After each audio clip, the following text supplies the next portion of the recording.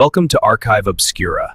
Please help us bring you more of this type of content. We now admit, by the way, to you tell me, but it's somewhere between 30 and 40,000 troops that will be in and around Bosnia by mid-December. 30 to 40,000. Now, you know, these are not minor differences. In other words, we talked about 20,000 troops, right? Now it's 30,000, or if you want to include support troops, it's up around 40,000. This is already, you know, it's mission creep. Well, not really mission, it's troop creep.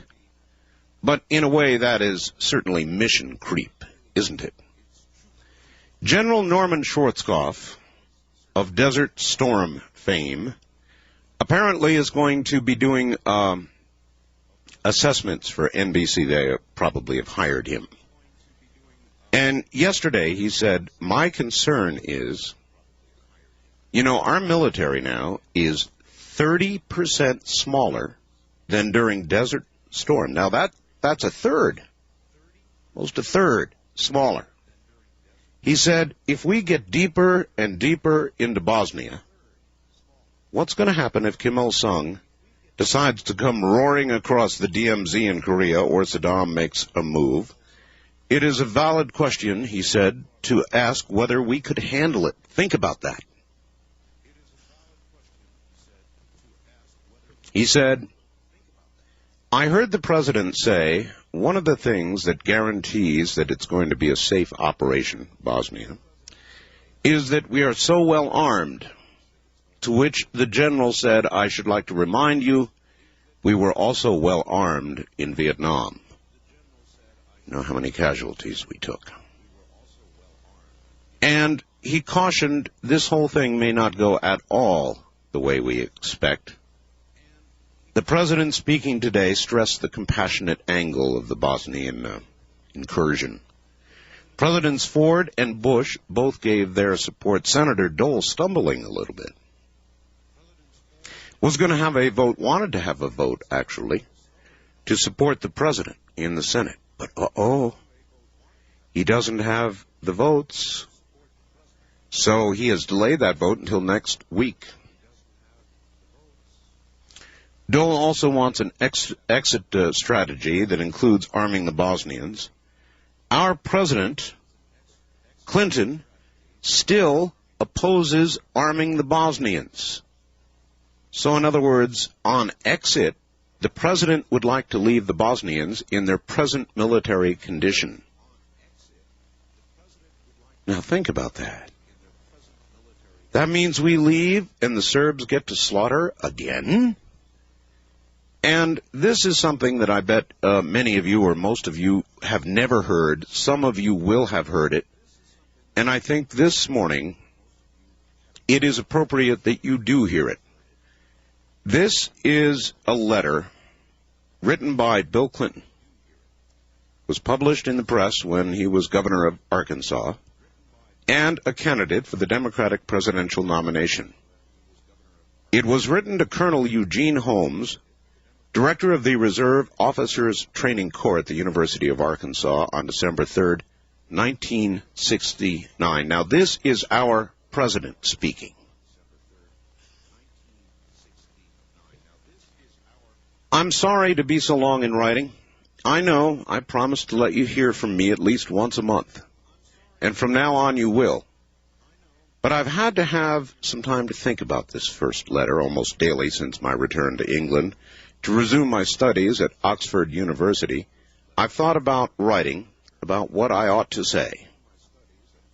First, I want to thank you for just for saving me from the draft, but also for being so kind and decent to me last summer when I was as low as I've ever been. One thing that made the bond we struck in good faith somewhat palatable to me was my high regard for you personally. In retrospect, it seems that the admiration might not have been mutual had you known a little more about me, my political beliefs and activities. At least you might have thought me more fit for the draft than the ROTC. Let me try to explain. As you know, I worked for 2 years in a very minor position on the Senate Foreign Relations Committee. I did it for the experience and the salary, but also the opportunity, however small, of working every day against a war I opposed and despised. The depth of feeling I had reserved solely for racism in America before Vietnam. I did not take the matter lightly, but studied it carefully, and there was a time when not very many people had more information about Vietnam at hand than I did. I've written and spoken and marched against the war. One of the national organizers of the Vietnam moratorium is a close friend of mine. After I left Arkansas last summer, I went to Washington to work in the national headquarters of the moratorium, then to England to organize the Americans here for demonstrations October 15th and November 16th. Interlocked with the war is the draft issue, which I did not begin to consider separately until early 1968. For a law seminar at Georgetown, I wrote a paper on the legal arguments for and against allowing, within the selective service system, the classification of selective conscientious objection, for those opposed to participation in a particular war, not simply to participation in war in any form. From my work, I came to believe the draft system itself is illegitimate. No government really rooted in limited parliamentary democracy should have the power to make its citizens fight and kill and die in a war they may oppose. A war which even possibly may be wrong. A war which, in any case, does not involve immediately the peace and freedom of the nation. Let me repeat that line of our president's. A war which, in any case, does not involve immediately the peace and freedom of the nation. The draft was justified in World War II because the life of the people collectively was at stake. Individuals had to fight. If the nation was to survive for the lives of their countrymen and their way of life, Vietnam is no such case. Nor was Korea. An example where, in my opinion, certain military action was justified, but the draft wasn't, for the reasons stated above. Because of my opposition to the draft and the war, I am in great sympathy with those who are not willing to fight, kill, and maybe die for their country. In other words, the particular policy of a particular government, right or wrong. Two of my friends at Oxford are conscientious objectors. I wrote a letter of recommendation for one of them to the Mississippi Draft Board, a letter which I am more proud of than anything I ever wrote at Oxford last year. One of my roommates at Oxford University is a draft resistor who is possibly under indictment, may never be able to go home again. He's one of the bravest men I know. His country needs men like him more than they know. That he is considered a criminal is an obscenity. The decision not to be a resistor, and the related subsequent decisions were the most difficult of my life. I decided to accept the draft in spite of my beliefs for one reason: to maintain my political viability within the system. For years, I've worked to prepare myself for a political life, characterized by both practical ability, concern for rapid social progress. It is a life I still feel compelled to try to lead. I don't think our system of government is by definition corrupt. However, dangerous and inadequate it may have been in recent years, the society may be corrupt, but that is not the same thing. And if that is true, we are all finished anyway. Now, when the draft came, despite political convictions, I was having a hard time facing the prospect of fighting a war that I had been fighting against. That's why I contacted you. ROTC was the only way left in which I could possibly, but not positively, avoid both Vietnam and resistance. Going on with my education, even coming back to Oxford, played no part in my decision to join ROTC. I'm back here. and would have been at Arkansas Law School because there's nothing else I can do. In fact, I'd like to have been able to take a year out, perhaps, to teach in a small college or work on some community action project, and in the process decide whether to attend law school or graduate school and how to begin putting what I have learned to use. But the particulars of my personal life are not nearly as important to me as the principles involved. After I signed the ROTC letter of intent, I began to wonder whether the compromise I had made with myself was not more objectionable than the draft would have been, because I had no interest in the ROTC program in itself, and all I seemed to have done was to protect myself from physical harm. Also, I began to think I had deceived you. Not by lies, there were none, but by failing to tell you all the things I'm writing now. I doubt I had the mental coherence to articulate them then. At that time, after we had made our agreement, and you had sent my 1D deferment to the draft board, the anguish and loss of my self-regard and self-confidence really set in. I hardly slept for weeks, and was kept going by eating compulsively and reading until exhaustion brought sleep. Finally, on September 12th, I stayed up all night writing a letter to the chairman of my draft board, saying basically what is in the preceding paragraph, thanking him for trying to help in a case where he really couldn't, stating that I couldn't do the ROTC after all, and would he please draft me as soon as possible. Well, I never mailed that letter, but I did carry it on me every day until I got on a plane to return to England. I didn't mail the letter because I didn't see in the end how my going into the Army and maybe going to Vietnam would achieve anything except a feeling that I had punished myself and gotten what I deserved. So I came back to England to try to make something of this second year of my Rhodes Scholarship. And that is where I am now, writing to you because you have been good to me and have a right to know what I think and feel. I'm writing to you, too, in the hope that my telling you this story will help you understand more clearly how so many people have come to find themselves loving their country, but loathing the military, to which you and other good men have devoted years, lifetimes of the best service you could give. To many of us, it is no longer clear what is service and what is disservice. Or, if it is clear, the conclusion is likely to be illegal.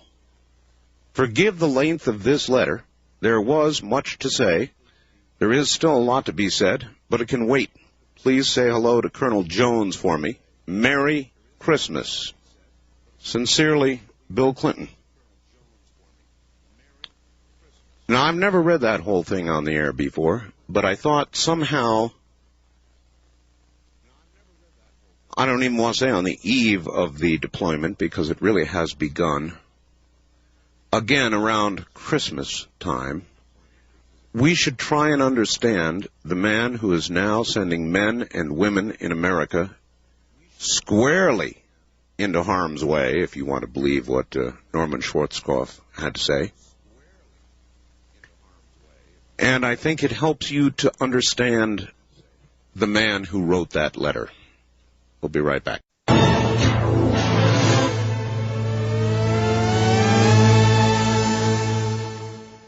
All right, I've got a number of other things I want to cover with you. By the way, it's a big full moon out there. I don't know if you've gone out to look. Every time I say that, somebody will call me up and say, well, it's not going to be in full until tomorrow. It looks full to me, and that's when I begin saying it is a full moon. And that, in fact, is when people begin to react to it. So I expect some reaction this morning. I saw a story on CNN earlier tonight. I think it was their 9 o'clock newscast that blew me away. And I don't blow away that easily these days. Story comes from Kalamazoo, Michigan. It was the story of a mother who had a baby. A little premature, I believe. The baby had some sort of respiratory problem and stopped breathing and died. Now, I swear to you what you're about to hear is true. In other words, it was reported on CNN as absolute truth. It's probably still running on CNN, if you want to see it. The baby died. It stopped breathing. The doctors declared it dead. There they have a kind of a bonding experience that occurs between a mother and her dead infant. And the hospital there allows the mother to hold the dead child and sort of bond with it. You know, some sort of, she carried the child for 9 months, so it is not surprising to me that that is a psychologically healing thing for a woman to do. And to become acquainted with a baby she will never see grow up. Well, this child turned totally purple, stopped breathing for 3¼ hours. In other words, it was really dead. The mother was holding the child, and it was 3¼ hours later, and suddenly there was a gasping sound. The doctors and nurses standing nearby, totally freaked out. They grabbed the baby from the grieving mother, put it on life support, and as of right now, it's doing fine.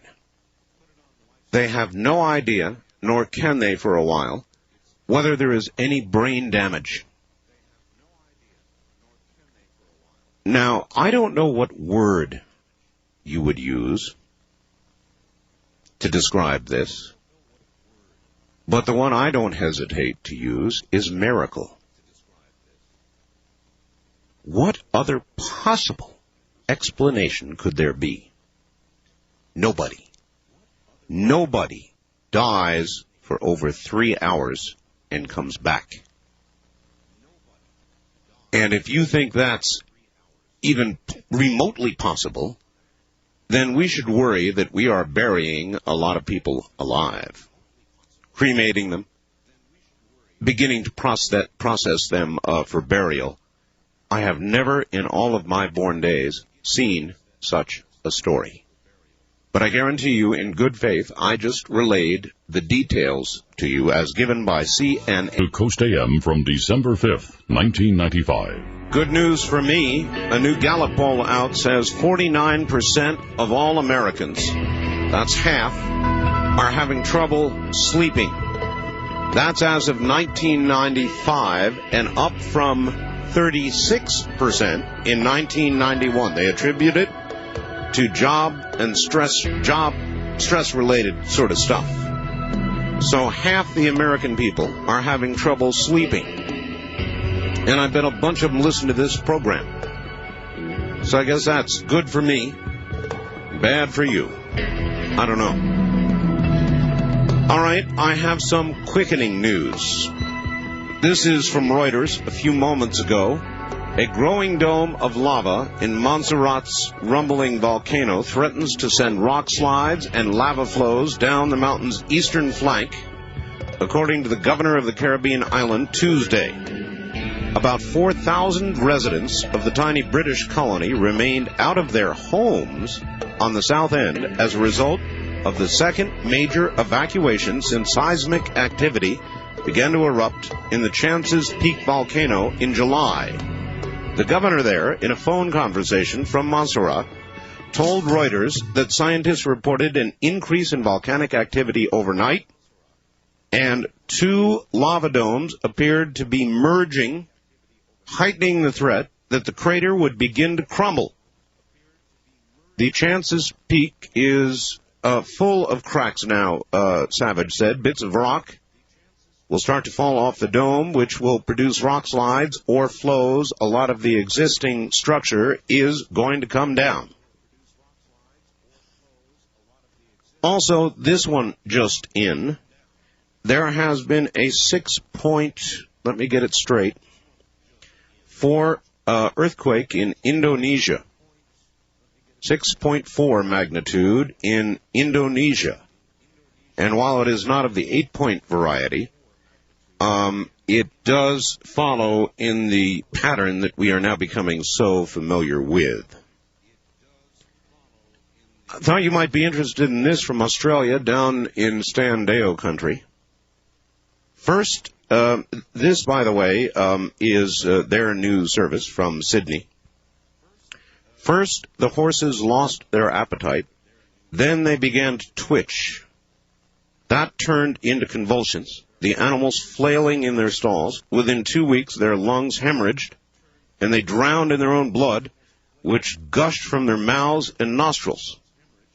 Then the disease, a new one apparently, struck the horses' handlers, eating holes in their lungs until they choked to death. So we're waiting to see yet another new, weird, hemorrhagic type of virus on our hands. They're trying to find out. This from Dan in Pacifica. Art, today California had 3 quakes, all just around the 3 magnitude range, one off the coast of Eureka, the other in Sonoma County, and the other in Palm Springs. If you draw a line beginning in the north and terminating in the south, it matches Gordon Scallion's predicted earthquake line for multiple large quakes. Just thought I'd drop that in. Well, okay, I've got a lot more here, but I will hold it. That ought to be sufficient. I thought a kind of a profile on the president at this point during those years when he faced the possibility of having to do what he is now going to order men and women in America to do. I thought it was appropriate.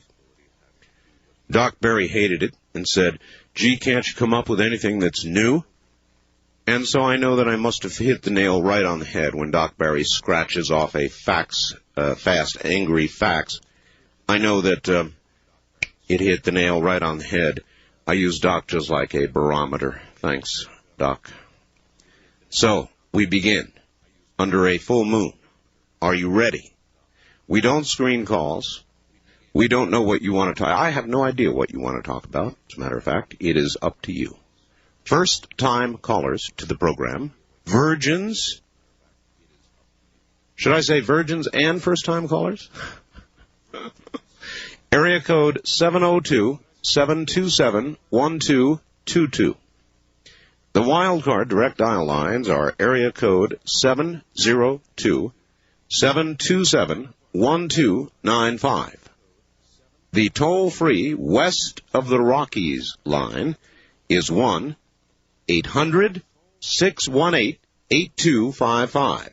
1-800-618-8255. Anywhere east of the Rockies, way out east, it's 1-800-825-5033. 1-800-825-5033. And the magic begins. East of the Rockies, you're on the air. Good morning.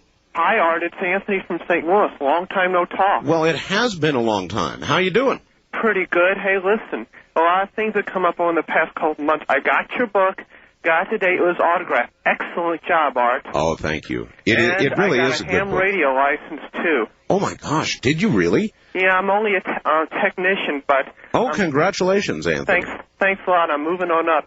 And I'm off to college, too, which means I have Internet access.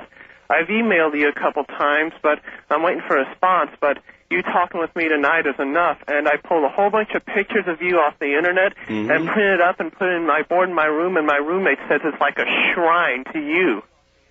And I'm not fooling you. You can ask Roger. Anthony? No, don't make shrines to me, Anthony. Really? Why shouldn't I? Well, actually, I guess you could. You need to develop a chant, though. Yeah. Art. That'll be... there's just one little substantial thing that I wanted to talk to you about tonight. One little thing, huh? Yeah, it was about Michael New. I mean, everybody's up there talking about Michael New. I think you're wrong in the fact Michael New is a great national hero, But I think you did raise a good point about treaty power and the fact that we did ratify the UN treaty, and that dilutes our Constitution. In fact, there's a debate within Anthony, what we did, we don't actually have a treaty with the UN. What we have is a treaty with member nations of the UN, Anthony. And what I have said for so long, and will continue saying again and again and again, is that Michael New has disobeyed a lawful, legal order.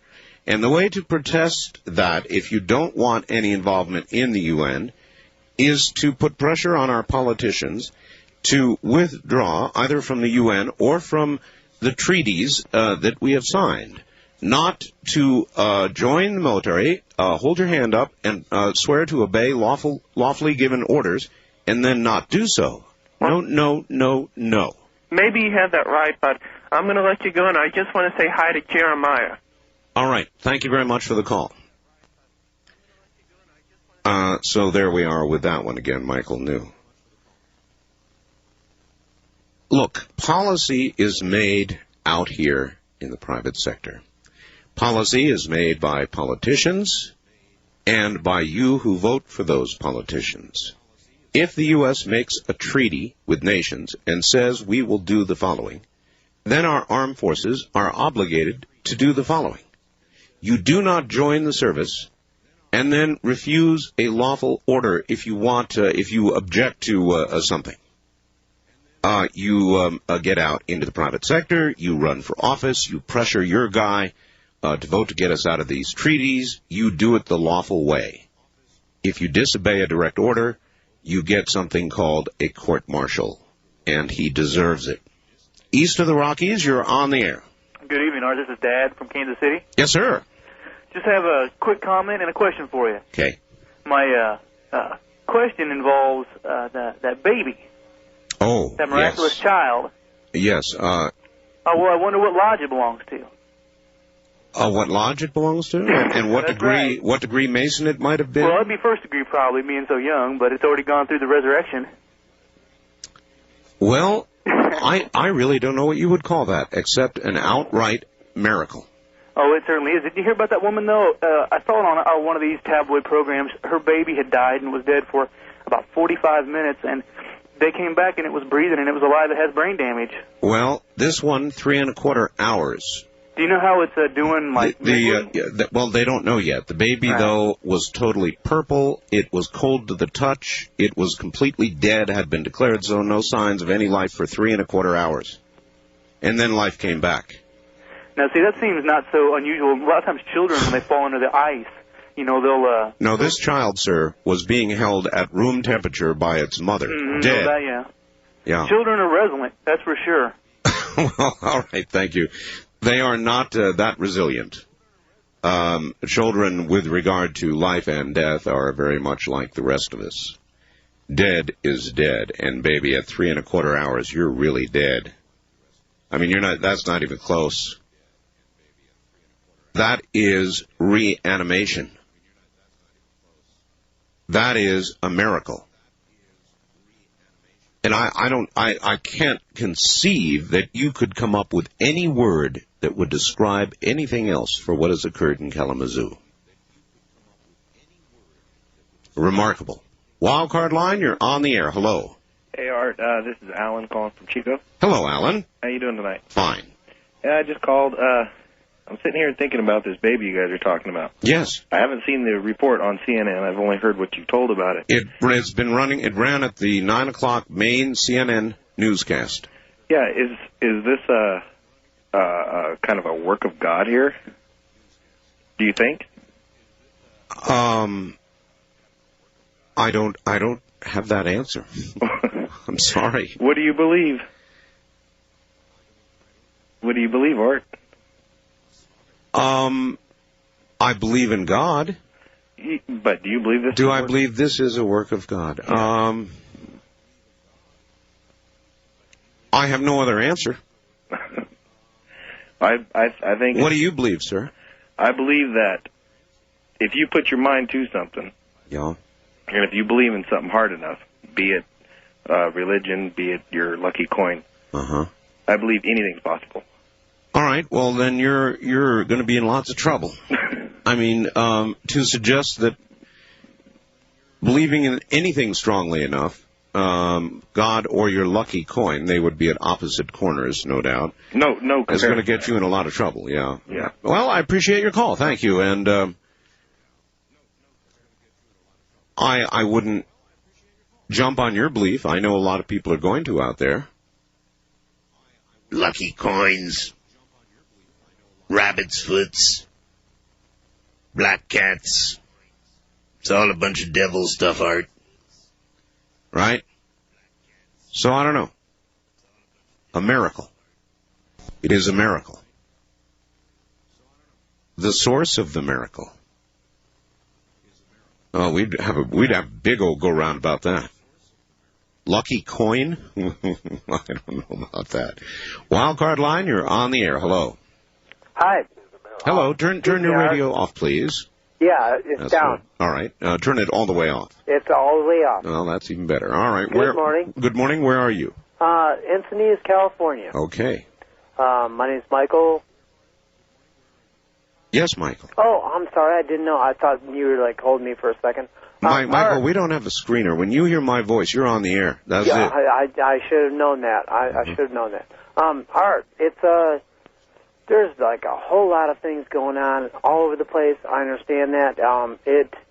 It really hits me every day, and I see it in people's lives, you know. It's like I see it in the way people live their lives, you know. What, like what? I mean, what are you talking about exactly? Because, like, I have I'm a musician, okay? Okay. And I'm struggling to, like, try to put some good music out that, especially on the caliber of, like, some of the people that you play, you know, with that you endorse and so far, and, you know, so forth and so on.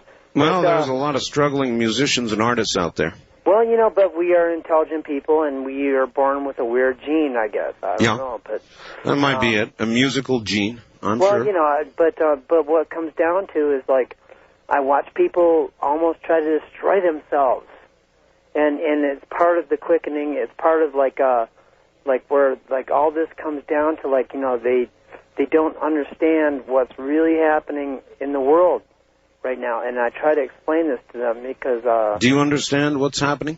well, I don't understand it. I listen. Well, then to, how can you explain it to them?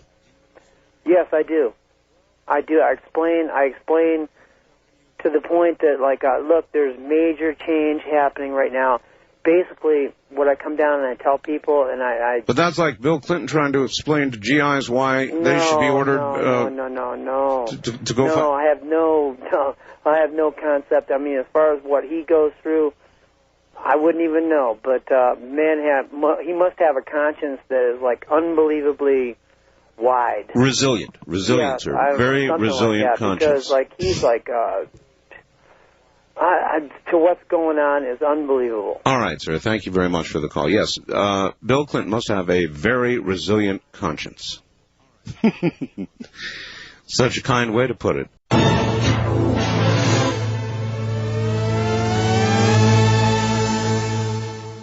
West of the Rockies, you're on the air. Hi. Oh, hi there. Let me get my friend to turn the radio down here. Yes, if he is a friend, he will do that. He did. Thank you. A couple things and a question for you. One of them is I don't understand why there's so much worry about the war coming up in Bosnia. I mean, your show Sunday night had to do with HARP. Why not just aim HARP there and there's no war? Well, I've thought the same thing, and maybe the answer is, sir, they're just cranking HARP up now, and they're at low power levels, and they need to get it going. So maybe they're not ready to use it yet. Okay, that could be so. That could be. The other one is about that baby. I'm wondering if, since I do believe in walk-ins, if that child might be a walk-in now, and if it is, that's one heck of a strong walk-in. That's not a soul I'm afraid I don't understand the term walk-in. Let's see. I believe it was in Revelations by Brad Steiger. The walk-in was a star child who would come in. I see. Yeah, when a person died or came close to death. Yes. Yeah, like they say, Christ may have been a walk-in. I'm not sure. I don't know. Well, to me, you must, I mean, this child truly was dead. It was, purple. You turn color. You get cold, the heart stops, the brainwave stops, DEAD, dead, 3 1/4 hours in its mother's arms, and after 3 1/4 hours, it takes a breath, begins gasping. That's not just an oddity. That's not just, a quirk. That's like it makes you speechless. Yeah, I don't know what that is. That's a miracle. That's reanimation. That's God's hand, or that's, as you suggest, a walk-in. Yeah. I mean, who can know what that is? But it's really something. It is. And the question I had for you is going back to the chamber that was found by the Sphinx, connected to the Sphinx. No, sir, it is below the Sphinx. Okay, have you heard what was found inside of that chamber? You don't know about the saucer? Apparently not. I'm asking you, and I'd like to hear about it. Oh, jeez. It's the saucer, of course. No, sir, I have no idea. Okay, well, that's they're investigating. Eduardo Rivera will go over there, and they'll open it up or something. I don't know. We're waiting to find out. Okay. All right. Well, thanks a lot. Thank you very much for the call. I know about 50 ufologists out there sat straight up and their blood began to pump when I said that. First time caller line, you're on the air. Good morning. Yeah, Art Bell. That's me. Jason from Indio, California. Where? Indio? Yes. Okay. I'm calling about if you heard about the 2 Marines in Hawaii who refused to give the DNA test, the blood for the DNA testing. Really? Yeah, they refused to give it. Why? Because they felt later on down the line the military or any government agency or police department would be able to get access to it. Uh-huh. And later on, using that to incriminate them in any way, as far as them being criminals, or not so far as saying they're criminals, but to commit them to certain... Well, I would say they ought to follow in Michael New's shoes and face a court-martial. If the military wants your blood to make a test, it's a lawful order to take it. Yeah, I understand that. I support defend the Constitution because I was in the Marines myself. Okay, defend the Constitution against the United States, against all enemies whatsoever. And obey orders from time to time as may be given. That's an oath that we take. So, okay. Goodbye. Court-martial. You asked my opinion. They joined the service. They held their hand up. They don't want to do what they're ordered to do. Then goodbye. As far as giving blood? Yeah. You didn't give blood. I gave blood. I gave blood, but various tests when I was in the military. As a matter of fact, you know that military people are required to be tested for AIDS on a regular basis. That's blood, sir. Yes, I give that. Oh, okay. Well, so when you're ordered to give blood, you give it, or else you follow the path of Michael New. Look, I have a very strict outlook.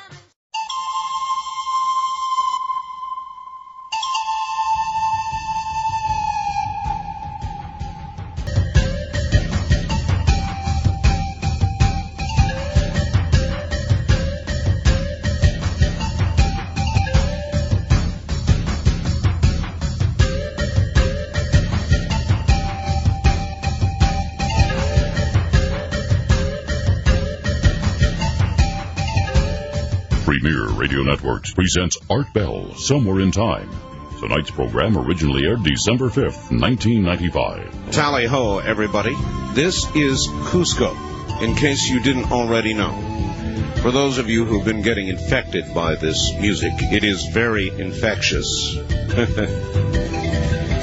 Okay, what are we talking about? Well, we're talking about Bosnia, of course. Norman Schwarzkopf was on NBC yesterday with some pretty frightening words about the reduction already in the military and what's going to happen if we get involved in Bosnia, which we are, at already troop levels that are increasing beyond what they told us. And then he said if somebody should come racing across the DMZ in Korea, where Saddam acts up, we could be in trouble. And Bob Dole has put off the vote on Bosnia because he doesn't have the votes till next week. Try to twist some more arms.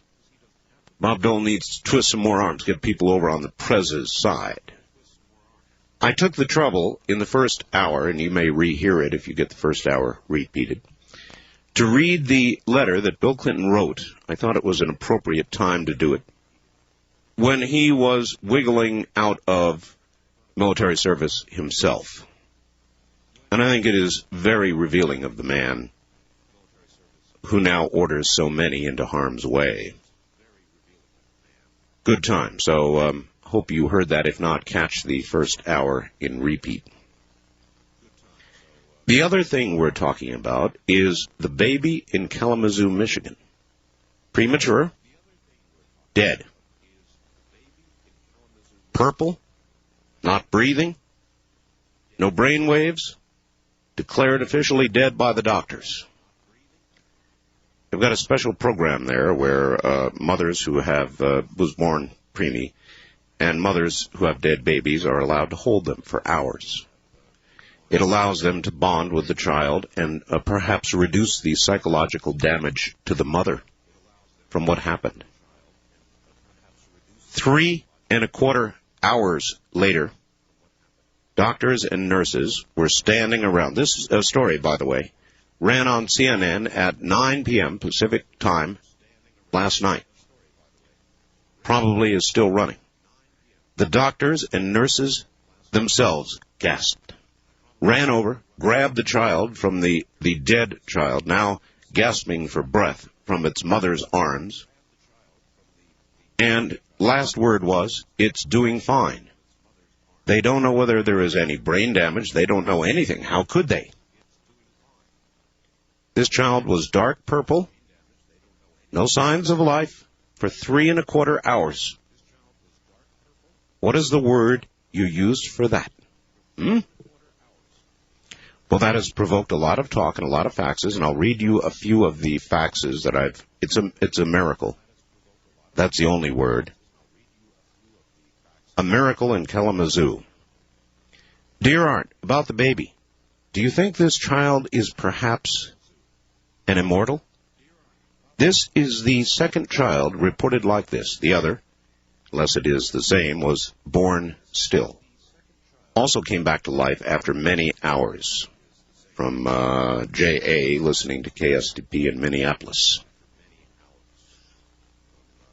Another fax. Art, the population of immortals on this earth has just increased by 1. Unsigned. This one, Art, no, it was not a miracle the child survived. Almost anything is possible, except God, of course. People are too quick to assign these kind of matters to religion. Just calm down. The child was simply very, very lucky. Signed, Mark, the atheist in Louisiana. So that'll give you a little bit of sense of what we've been talking about with regard to Mr. Clinton and particularly Bosnia. Scott writes, and I thought this is just absolutely right on target. Art, Clinton refusing to arm the Bosnians. And let me preface this by telling you that Bob Dole wants to, as part of an exit strategy, whatever that might be, wants to arm the Bosnians. President Clinton still will not do it. And so part of the authorization of the money or the support resolution the Senate is going to try to pass, if Bob Dole can twist enough arms, is going to include an exit strategy that would arm the Bosnians. Only Clinton doesn't want to do it. And Scott writes, Art, Clinton refusing to arm the Bosnians when we pull out is kind of like bailing the water out of a sinking boat, but not patching the hole. Clinton's letter would be humorous were it not so pathetic. It proves his ability to rationalize his morality started at a very young age. A man that can talk about Vietnam the way he did and do what he is doing now with regard to our troops is the perfect definition of a hypocrite.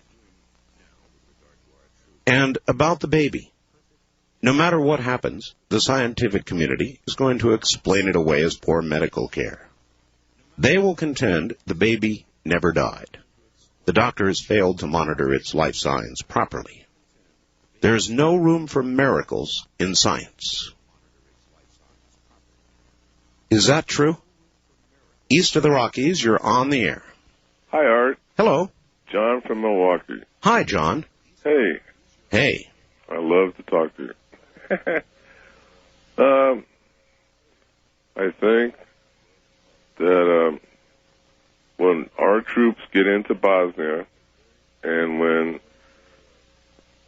everything keeps going on, that the American public is going to rally just like it did in Desert Storm. And get behind the president? And I think what's going to happen is it's going to be like an O.J. Simpson thing, that everybody is going to be watching the TV, that, it's going to be like a media event. All right, thank you. Well, it already is that. The networks have been building camera platforms in Tuzla. Have any of you seen the camera platforms? Actually, they look like they're building gallows. They're built out of wood, and they're big old high platforms where a cameraman can stand. So they can take pictures, presumably, of our troops and any fighting that might occur. Now, I'll be damned if I would stand up on a platform in Tuzla, in Bosnia. You might as well put a target on the jacket you're wearing and say, here, sniper, west of the Rockies, you're on the air. Hello. All right, let me turn down my radio. Turn it off, actually. Okay. All the way off. Just how you doing? I'm doing fine. Question for you, Art. If Colin Powell doesn't have a problem with Clinton being commander-in-chief, how come you do? I mean, in his book, he said he kind of respected the man for how much he can retain, and even though he didn't agree with what he did in Vietnam, he still thinks that he was an okay guy. He thought he was, pretty on the ball. I have, he can say whatever he wants. I mean, I guess Colin Powell would have his opinion, and I would have mine. Mr. Clinton is the consummate politician. He is the best campaigner I've ever seen, and that's about as far as I can go in finding any praise. Yeah, I mean, he was... The guy is the commander-in-chief, so if you were in there, I mean, you just don't like him because... If I was in there, I would follow his orders. I would have no choice, sir. I would follow his orders. When you're in the military, and I joined the Air Force, I followed orders. And that's what you do when you join. So that's the answer to your question. But I'm not in the military right now. I'm doing a talk show, and I have an opinion, and I don't like Bill Clinton. Well, there's some things I voted for him. I'd rather vote for him than Bush, but now I don't regret it, but sometimes I do. I mean, the guy has a lot of flaws, but... Did you hear the letter? Yeah, I heard the letter, yeah. Yeah, I mean, the guy just... I read the book about him, read a couple books, and the guy's... I think he's got more luck than anybody I've ever come across. His campaigners, and when he was campaigning, all the things that would come up, and they said to him, like James Carville said to him, I mean, what do you do? You're killing yourself, all these things that are coming up. And he just kind of brushes them aside and just says, it'll take care of itself. And Yep. James Carville, I'm glad you brought his name up. Thank you. Did anybody happen to see Meet the Press 2 weeks ago Sunday? It featured James Carville and Mary Madeline. She is the Republican strategist. He is the Bill Clinton strategist. They are married. And they sat there and they both responded with due deference to the other. But you could see Carville cringing, at what Madeline would say. And you've got to kind of wonder what kind of home life they have, whether they discuss politics at home. I mean, these are two absolutely rabid ideological beings who somehow found love through it all. But there's got to come a time, I mean, there are so many radical differences between the two that you could almost imagine dishes flying, chandeliers crashing. I mean, the home life, I wonder if they pull it off at home. They didn't really ask him about it. They should have, because it's what I was sitting there wondering as they were trying to answer these questions. Madeline cringing. Anyway, it was entertaining. Wildcard line, you're on the air. Hello. Hello, Art. Hello. This is Bob in Wichita. Hello, Bob. How's everything in Kansas? It's warm here. I haven't even lit my pilot light on the furnace yet. Really? Yeah. Well, we haven't had to really do too much of that here either, occasionally. Yeah, I can imagine. Anyway, what's up? Well, I was against the Vietnam War. I was not mad at servicemen. That's ridiculous. And I don't like the idea of sending the troops to Bosnia either. And I hope that makes me consistent. I don't know. Do you think so? Well, I wouldn't judge your view. I mean, you can have whatever view you want, I guess. Well, yeah. I would say that probably makes you fairly consistent. I really thought that we did have business resisting North Vietnam from consolidating their communist hold on the whole country. I thought the West had business, national security interest type business, doing that. Or at least there was a good argument for it. There is far less argument for putting men and women in harm's way in Bosnia. Far less. And that's why I read the letter from the president. I enjoyed listening to it. Yes.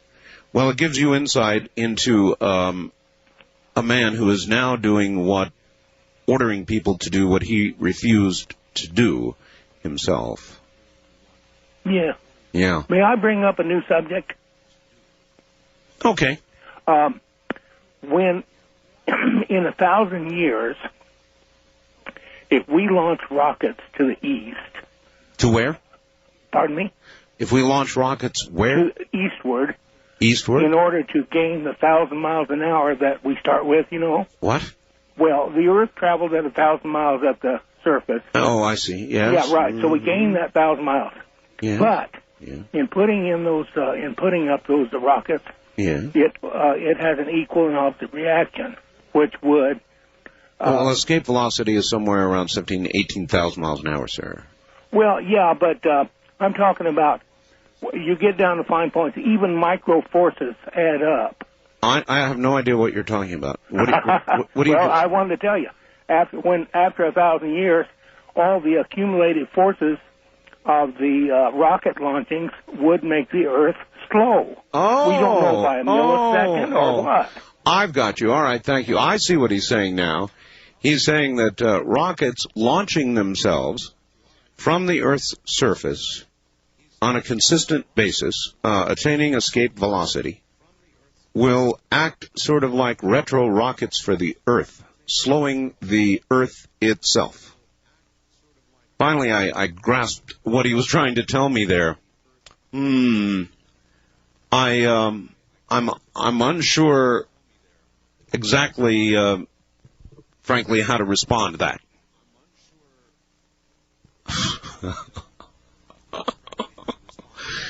Interesting, very interesting. I suppose it could be. Anything could be, right? We'll be back in just one moment.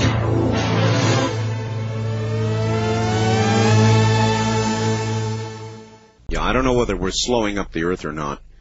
That's sort of, well, you know, Art, if man had been meant to go out into space, God would have strapped rockets to his butt. Or something. So, I don't know they've measured any slowing of the Earth as a result of all the rockets we fired. Be interesting to know. West of the Rockies, you're on the air. Hi. Hey, Art. Hey, How sir. you doing? I'm okay. Boy, you kind of took me off guard there. Well, you were calling, so you should always expect the possibility you might get on the air. Yeah, that's right. Well, this is Andy from Salt Lake City. Oh, all right. KCNR. That's right. I'm a police officer. I got to tell you, I've been working graveyards now for a couple of years. Oh? And I got most of the guys on my shift now hooked on your show. Well, it makes it go faster, huh? It does. It certainly does. I hope it just doesn't absorb your attention so much that you miss something. Well, no, unfortunately, there are times I miss most of your show, but, you know, some nights you get some pretty good chunks of it. So you patrol? Yes, uh-huh. It's kind of, I'm curious because the one time I visited Salt Lake, it was such a quiet, peaceful, simple place without, obviously, very much activity after dark, so there couldn't have been much crime. And I understand it has changed a very great deal, and your perspective as a police person would be interesting. Yeah, well, how long ago was that, Art? That was when I was very young, sir, after I got out of the military, so long time ago. So a couple of years ago, huh? Yeah, a couple of years. Oh, it's yeah. I think if you came back through here, you'd be surprised. It's grown a lot. There's I'm right in the Salt Lake County area, and there's about 1 million people pretty close to it. Well, let me tell you, I can remember Salt Lake then, downtown, the city, had, like most cities, skyscrapers. Mm-hmm. And late at night, shortly after dark, you could kind of walk down the street, and it was almost like the world was closed. I mean, it was the doggonest thing I ever saw. Shut down at 10 p.m., huh? I mean, truly shut down. A major city shut down. It's not that way anymore, I guess. No, it's not. It's hopping all night long now, and it keeps it pretty busy. But, yeah, we sure appreciate your show and enjoy it quite a bit. Enjoy the variety of topics. Well, that's it. It is very eclectic, isn't it? Oh, yeah. Yeah, you never know what you're going to get, do you? It's kind of like police work. Yes, it is. As you know, if you've listened, I was a dispatcher 911 for Monterey County for a year. Mm-hmm. And I did a lot of ride-alongs. I used to really enjoy it. So, oh, yeah. Yeah, it's pretty exciting work. I know the work you guys do. As I'm sure sitting in tell that me chair something. is for you. Tell me something. I'll tell you something that they did in Monterey County, actually all over the place. Do you guys at night ever play games? Well, I better be careful. Some of the guys are probably listening to this right now. You know what I mean. Oh, yeah. Sometimes you have to keep things interesting, I should say. Yeah, boy, we used to have a blast, I'll tell you. Oh, yeah. Yeah, it's a pretty good crew I work with. And all right, well, I wouldn't want you to say anything. I can read between the chuckles. Yeah, I wouldn't mind, but Sergeant's probably listening too. So. Hey, Sarge. Just kidding. That's right. All right, sir. I appreciate your call. Hey, I appreciate it, Art. Thank you. Take care. Salt Lake City. Particularly the third shift. There are a lot of really fun games, which I will not go into for his sake and all the other officers' sake out there. I won't go into it. We did some really stupid things as well. Cops like practical jokes, and I can remember one cop, for example, taking a whole bunch of firecrackers and strapping them to a cigarette and hiding them under the bumper of another.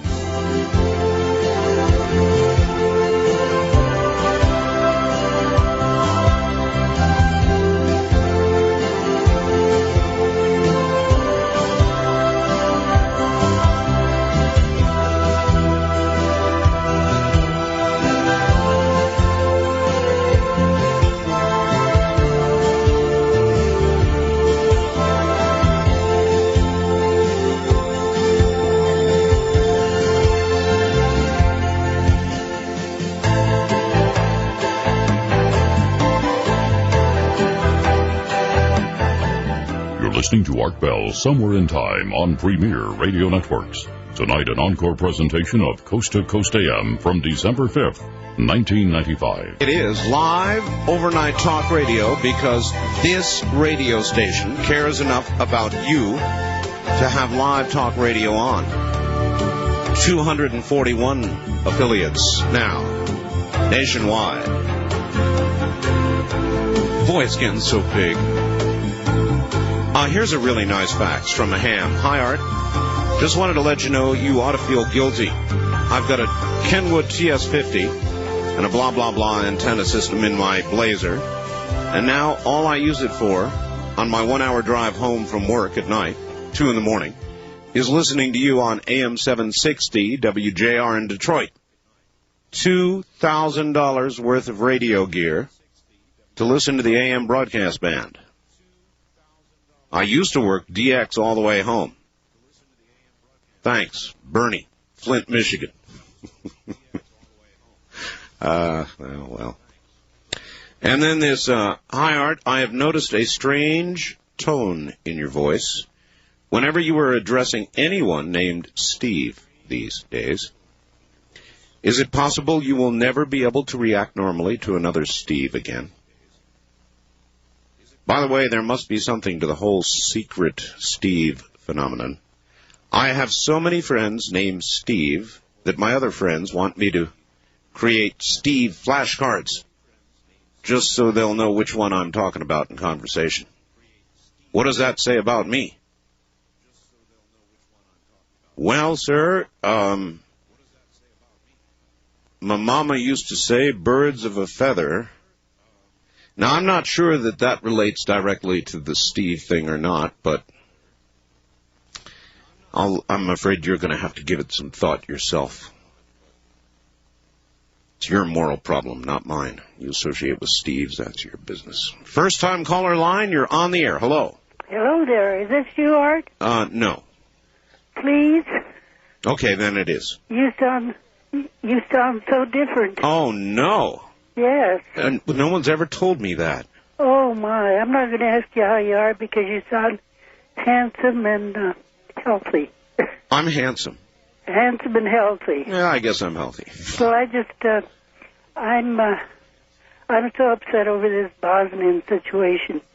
I'm an 80-year-old woman. My name's Martha. I'm calling from Bend, Oregon. Oh, yes, Martha. And I'm so upset over it because I know I have two brothers that fought over there with the partisans during World War II. Mm-hmm. I lost track of them for 52 years because my mother and dad got a divorce. He took the boys back to Serbia. So the Red Cross helped me find them after the war. I went back in 1977, and I listened to Tito talk in the town square at Belgrade. Wow. And he said that he wanted the country to remain together because he said he wanted to follow the course of their wonderful friends, the United States. Well, you know, Martha, I've been trying to figure out exactly what our presence there is going to accomplish. You know, the president says that it will be one nation, but we are going over there and, in effect, helping to divide it. The Serbs that live, for example, in Sarajevo are not going to be able to remain in Sarajevo.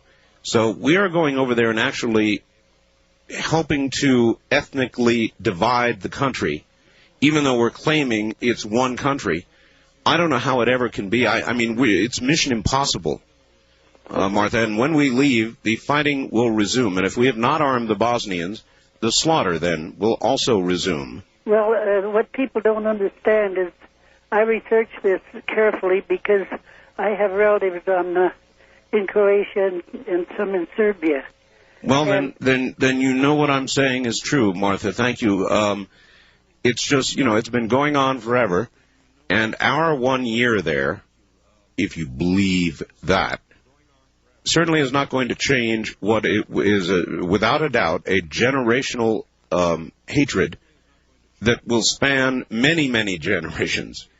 You listen to some of the interviews the networks are doing over there with the people who live there. You listen to that, and then you tell me that what we're doing is going to make some sort of difference. We better arm the Bosnians. First-time caller line, you're on the air. Hi, Art. This is Leslie from Reno. Hello, Leslie. Hi. I was reading in the paper today, and there was another thing about there was a baby that was born that was not breathing for about 20 minutes. Right. And all the doctors and technicians said said the baby was dead. Okay. And so I just wanted to add this to the other thing. It's not quite as dramatic 20 as minutes. 3.5 hours. Yeah, 20 minutes. That's one thing. But 3.25 hours, that's really, thoroughly, completely, utterly dead. And, it is. And that is a reanimation of a body. Now, well, they were saying, I mean, her muscle tone was limp. She was blue. Yeah. Her reflexes didn't respond, and they checked her, at 1, 5, and 10 minutes. And at 20 minutes, she started moving. And all the doctors said it was a miracle. They had no explanation for it at all. Well, I've never seen a story like the one I saw tonight. What word, other than miracle, which has religious connotations, what word could you use? Oh, it's amazing. That is a word. All right, dear. Thank you. I don't know if that does it justice. Amazing? Amazing? No.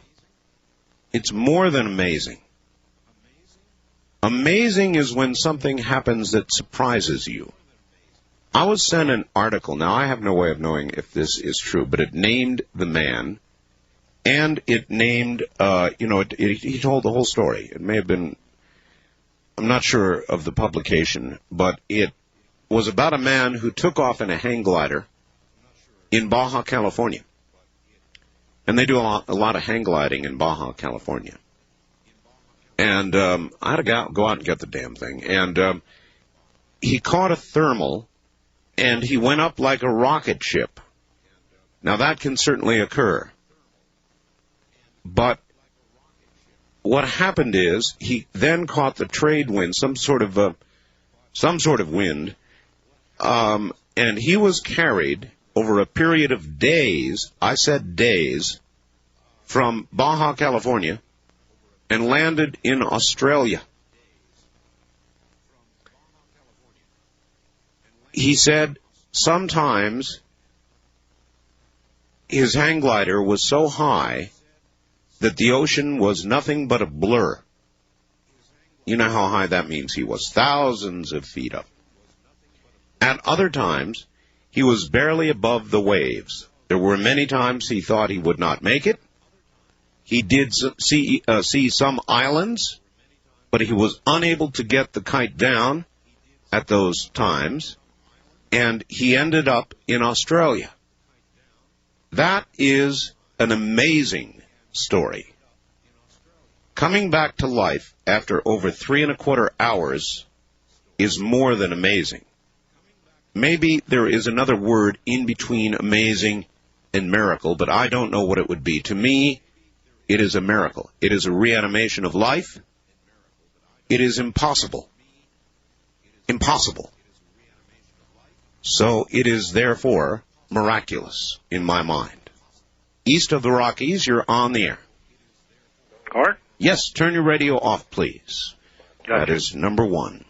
Listen, I just wanted to call you. This is John from Lexington. I just want to call you and tell you that lady that recently, about 2 people ago, called who had relatives in Bosnia and so Oh, forth. yes, So yes, yes. you kind of cut her off, and I think that those are the kind of people that we ought to be hearing from. She may have had some insight into what was going on, into the ethnic differences and so forth, and you sort of cut her off. Well, I sort of cut off a lot of people, sir. We only have so much time on the air. Yeah, but she wasn't on that long. If you were sitting here, then you could have left her on. I know about the deep, and so do most people in America now, the deep ethnic differences. And what I pointed out after a call was that we are, if anything, going over there and we're saying we're making it one country, and we're not. We're standing in between the warring parties, and the Serbs are going to have to leave Sarajevo, and other people are going to have to leave, and it's all going to be divided off neatly into the respective ethnic areas.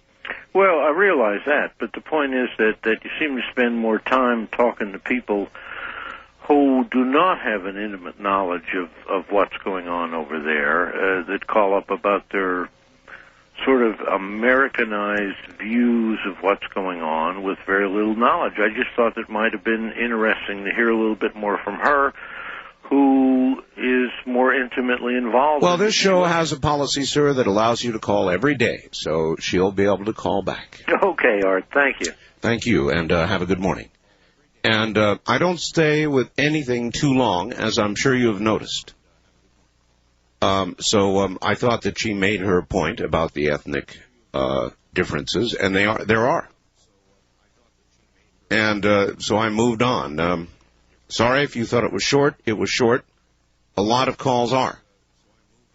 We have a lot of calls to try to get to on the air. Wildcard line, you're on the air. Hello, Art. Hello. Thinking like a chess player, looking several moves in advance, and this is kind of conspiracy thinking. If, these theories that the Russian perestroika, even Gorbachev said they've never abandoned communism, the Serbs being a pawn in the hand of the Russians, if they were good boys for a year, can make Clinton look good, and if he's part of a one-world conspiracy to more or less form this one-world government, that could be one possible explanation of why we're in Bosnia and not Rwanda or whatever, any other place where there's... I hear about this all the time. Let's say we had one world, and Clinton was the one world leader. Mm-hmm. Okay? What kind of world would that be? Well, you're looking at an accumulation of power. I would say for the United States, it would mean loss of a lot of our, what we call our freedoms from the Bill of Rights. And we're put into a world where we're just a small percentage, and if you're going to go by majority... Do you think that Mr. Clinton would make us share our wealth with the rest of the world? Well, right now he's squandering our strategic reserve, weakening our military. Norman... sharing is one thing, but just confiscating what we have, taking away our rights... Well, sir, how do you share unless you cannot share what you first do not take away? In other words, he can't share our wealth with Mexico or Guatemala or Bangladesh or Africa without first taking it away from us. The government produces nothing. The government is not a business. It is not profitable. Its only resources are the taxpayer. So the government of necessity must always first take away from those who have to give to those who have not, whether it's in this country or anywhere else. East of the Rockies, you're on the air. Good morning, sir. Oh, you've got a very bad connection. Where are you? I'm in Ohio. I'm in a truck rolling down the highway. In Ohio in a truck. Okay. Okay, basically what I have to say is I think right now there should only be 4 people going to Bosnia. Clinton, Bob Dole, and Gingrich, and one other. I want Jane Fonda to go to see what really happens in warfare. Well, maybe she could report for Ted's network. Oh, yeah, well, I have a feeling that if she goes, she'd probably protest enough where it wouldn't happen, it would embarrass Clinton to death to have her next to him. Well, I think they need to go on a minesweeping detail. Thing about it, all right, thank you very much for the call and the wish. The thing about Jane Fonda and all the Jane Fondas out there right now is that they have had a role reversal. In other words, you recall Jane on the Ack-Ack gun up in North Vietnam. Remember that shot where she was actually on an Ack-Ack gun like she was going to shoot down American aircraft? That was really something. But now we've got a president ordering American men into harm's way. And I don't know about you, but I haven't heard one word yet from Jane Fonda. Or is it Jane Fonda Turner?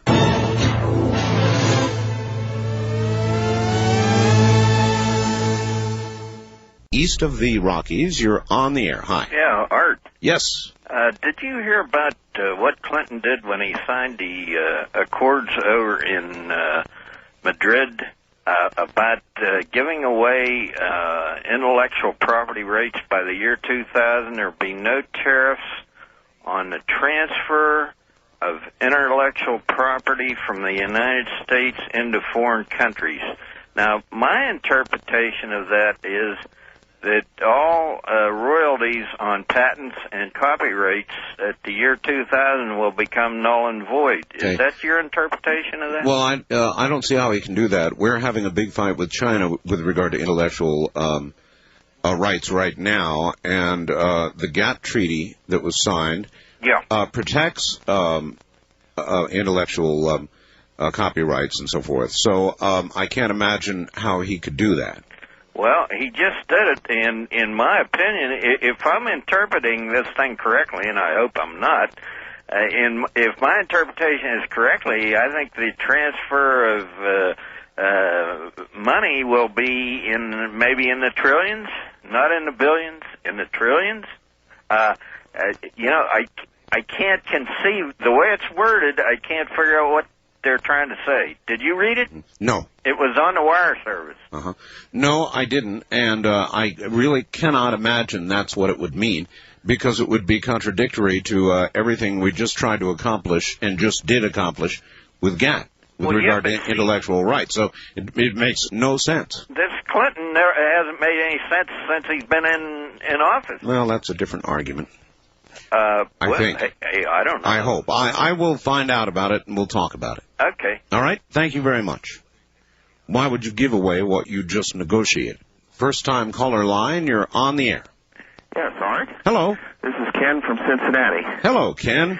Getting you on WJR in Detroit. It's a big one, isn't it? Sure is, but it is fading a little in and out tonight. But Well, that's what it does. I want to respectfully disagree with you on the Michael New decision. All right. I know people that, incidentally, that are working in the Pat Buchanan campaign that are trying to get his father to appear with Pat. Why? I heard Pat Buchanan comment on the Michael New thing on Meet the Press, and Mr. Buchanan's comment was that Michael New should obey a lawful order. I believe he's since modified that opinion. That was several weeks ago. Okay, and what has he said since? Well, I don't want to put words in his mouth exactly, but he has adopted a more sympathetic attitude toward it. I see. But if I could quote just one sentence here from the Army Field Manual, which I understand Michael New is going to use to defend himself, it says, moral courage is as important as physical courage. You show moral courage when you do something based on one of your values or moral principles, knowing that the action may not be in your best interest. It takes special courage to support unpopular decisions. Stand up for your beliefs and what you know is right. If you believe you are right, after sober and considered judgment, hold your position. That's right out of the Army Field Manual under military leadership. You know what? It sounded just exactly like what Bill Clinton wrote to in that letter that I read in the first hour. Yes, but the big difference there is Michael New puts America first and Bill Clinton puts an international one world government philosophy first. And I believe it would be a good precedent. In fact, there's already another staff sergeant named Sudweeks that has followed New.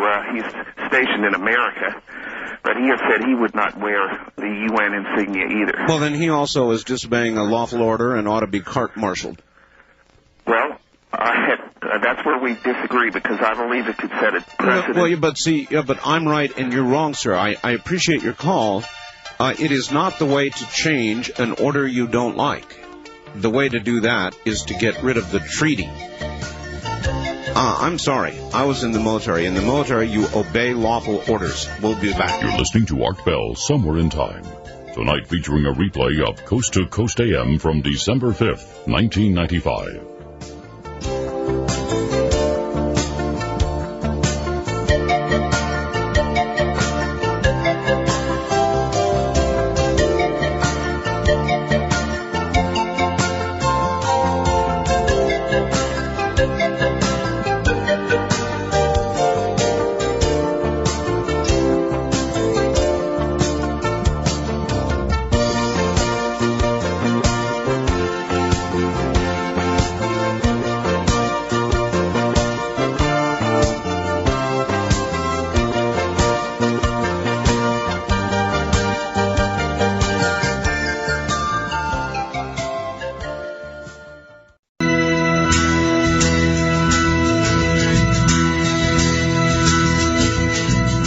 To Art Bell, Somewhere in Time.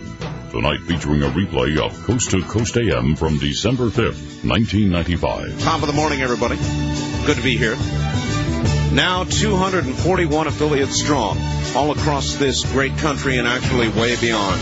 Amazing, huh? Rejoined by an affiliate that once left us, KUGR, in Green River, Wyoming. Another new affiliate coming in Colorado Springs. Big one, too. I'll be telling you more about that. Totaling 241 now is really getting big out there, isn't it? All right, now, let me begin this hour, I guess, with an ad in a way. You know we're going to Bosnia. As a matter of fact, late news is that more troops than we have admitted are already in Bosnia. The BBC is talking about that. I told you. The BBC and other European shortwave stations will give you news that you will not get by omission here in the country. If you really want to know what the hell's going on, you've got to get shortwave. Bosnia, of course. Schwarzkopf on Bosnia. Says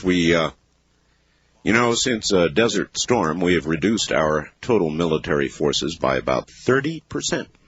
It's almost 1/3, And he said, trouble is, if we get involved more and more in Bosnia, and then the jerk in North Korea comes across the DMZ, we could be in trouble. Or if Saddam decides he's going to kick up his heels, we could be in trouble. In other words, we might not have enough service people to cover everything at once. That is sage advice from a general who knows what he's doing. I read at the beginning of the program, and if you didn't hear it, I'm sorry, the president's full letter, the one he wrote when he evaded service in Vietnam. If you are able to get a repeat of the first hour of this program, I suggest you listen very carefully to it because it is very revealing of the convenient, elastic morality of the man who now sends people to do that which he would not do. That is not a trivial matter. So we're talking obviously about Bosnia. I mean, it's unavoidable. That's one thing. And the other is the baby in Kalamazoo, Michigan. It is the most remarkable, incredible, good, cool Christmas story. It's more than that. I really don't know what you would call this, and you tell me what you would call it. Kalamazoo, Michigan, yesterday. Aired on CNN at 9 o'clock. A mother pregnant. Her baby, 16 weeks, premature. Stillbirth. The child comes out purple, no life signs, dead. Totally purple, I mean totally almost a purple to black color of the skin. No brain waves, no heartbeat, no breathing. In Kalamazoo, they have a program that after the doctors have done their heroic best and a child has been declared dead, they allow the mother to hold the dead child for good reason. I mean, psychological reasons. It allows a bonding. It allows the mother to know that which now she will never know again and come to terms with her child's death. It is a very sensitive, reasonable program. This child had been dead for 3 1/4 hours, and the mother was in this grieving, bonding process with it. I said 3 1/4 hours, when suddenly it began gasping for breath. The doctors and the nurses were right there. They about fell over. They grabbed the child, put it on life support, and as far as I know at this hour, they of course have no way of knowing about brain damage right now, but nearly as they know at this hour, the child continues to live. I said 3 1/4 hours. That is not amazing. It's beyond amazing. It is a miracle. That is the word I care. That is the word I attach to that. I don't know what you would call it, but you're welcome to call it whatever you want. You try and explain it. Mr. Bell, regarding the baby on the CNN report who had been pronounced dead 3 1/2 hours later resumed breathing, I'm sure there will be many explanations and theories posed trying to explain the reason. As you said, this is a miracle. And because most people feel uncomfortable with miracles, this will probably be filed away simply to be forgotten. Not by me. There will be, as you say, sir, many people who will simply file this away and try to forget it, because they cannot explain it. Can you? Any of you have a good scientific explanation for reanimation after 3 1/2 hours? Anybody out there want to take a shot at that one? And this, Art, even though the White House numbers are running 4-1 against troops going to Bosnia, this is still a near guaranteed win for Bill Clinton. When the troops get there, one of two things is going to happen. One, the peace will be held, no troops killed. Bill Clinton looks like a genius, yes. Or two, troops begin to drop like flies. There is a public outcry, and Bill will come up with the following, quote, "You have spoken, and I have listened. I today am ordering our peacekeeping troops home since there is no peace to keep." And then, boom, his popularity numbers will skyrocket just in time for the election. I think this may turn out to be a win-win situation, either way, for Bill.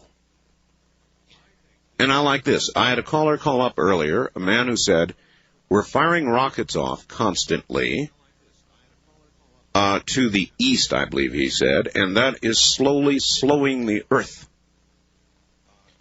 Dear Art, regarding the retro rocket caller, I think the old laugh-in line is appropriate. Very interesting, but stupid. About the baby, do you remember your own question about the proof of God? As always, a great show. Crazy Jim, he signs it, in Milwaukee. And this, Dear Art, scientists are vastly concerned about the hazards of slowing the Earth's rotation to walking speed by the incessant eastward outbound rockets. Therefore, they launch an equal number of rockets to the west as well. But what I'm afraid of are the north to south outbound rocket launches. Think about that. It's from New Orleans, I think. Oh, no, Columbus, Georgia. The professor, he calls himself in Columbus, Georgia. So that gives you a little bit of a hint of what we're talking about this morning. The book signing offer is now over. You can still get my book for Christmas if you would like. And they have a service now that will get it to you like in 2 days or something. You know, if you want to get it next day or whatever, you can order my book that way. On my first-time caller line, you're on the air. Oh, hello. Hello. Yes, I'm calling from Santa Barbara. Santa Barbara, KQMS. Yes, 990. That's the one. And I was just shocked when I heard you read Bill Clinton's letter in entirety. Yes. I thought, and I was wondering, do you think that he lost his soul a long time ago? Yes. Or is this something that has happened over time? Okay, I'm going to have to ask you to speak up good and loud. You're very weak here. Get right close to that phone and speak way up. Okay. All right, that's better. Do I think he lost his soul? Mm-hmm. Yes, in a way. I think that when, and you could tell by the letter, that early on he had pure D political aspirations. And I think that in a way, when you make a decision that you're going to go into politics, you do, in a way, sign your soul over. Bill Clinton is the consummate politician. I call him the monster from the id. We created him. He is our creation, you know. I mean, we wanted a man who would tell us what we want to hear. And we found him. For him, yes. That's right. We found him. That's Bill Clinton. And we have elevated him to the highest office in the land. So we are getting exactly what we voted for. He spent so much time composing that letter, so much thought into that. Oh, yes. And I thought, my goodness, he must have really had a lot. I mean, this was not a casual thing to him even back then. Right. And I was wondering, how can he even sleep knowing he's going to be sending thousands of young men and women to be slaughtered? Well, I think that when you, in essence, sign your soul over, you begin to sleep well at night, just as I believe Charlie, who calls the show occasionally, sleeps well at night. If you have no conscience, you have nothing to stir you and keep you awake. Mm-hmm. So you sleep very well. Thank you very much for the call. You sleep very well indeed. It's hard for people with a conscience and with a high sense of ethics and morality to understand even the existence of those without it. It seems impossible. But it is true. And if you listen to that letter from Bill Clinton, you understand that at a very early age, he committed himself to a political life. And in a way, that means you sign your soul over, because to be the consummate politician, you have got to be a good liar. Being a good politician means being a good liar. In modern America, it does. Now, it may not have always been that way. But in modern America, you better be a good liar. You've got to be able to, look people in the face and say things like, read my lips, no new taxes, and, just know that you don't mean it. Sorry, George. West of the Rockies, you're on the air. Hi, Art. Hello. Never. Yes, sir. How you doing, bud? I do. Okay. Now, I don't care about Clinton and all You don't that care jazz. about Clinton? You don't care about the president of the U.S.? Well, it could be, let's say, somebody from Princeton, Woodrow Wilson. Huh? It could be Woodrow Wilson. No, it couldn't. He's yes, dead. It could. Yes, it could, because... No, he's dead. Oh, okay. Well, all right. Let's say we put troops in there, okay? And we. No, let's not say it. They're already there. We peacekeep to the north and to the south, but we got jihad to the south. All right, well, jihad, sir, thank you for the call. Jihad, now, he's talking about the Islamic fundamentalism there, and the jihad is a religious war. And so I'm not exactly sure where you were going with that. There are people who hate our guts. There is simply no question about that. I'm not precisely sure where you were going with that. It began to seem a little drifty to me. There is and has been a jihad against us forever. They don't like us. The Islamic world does not like the West. And ultimately, there is going to be a clash. It's not a matter of if, it's a matter of when.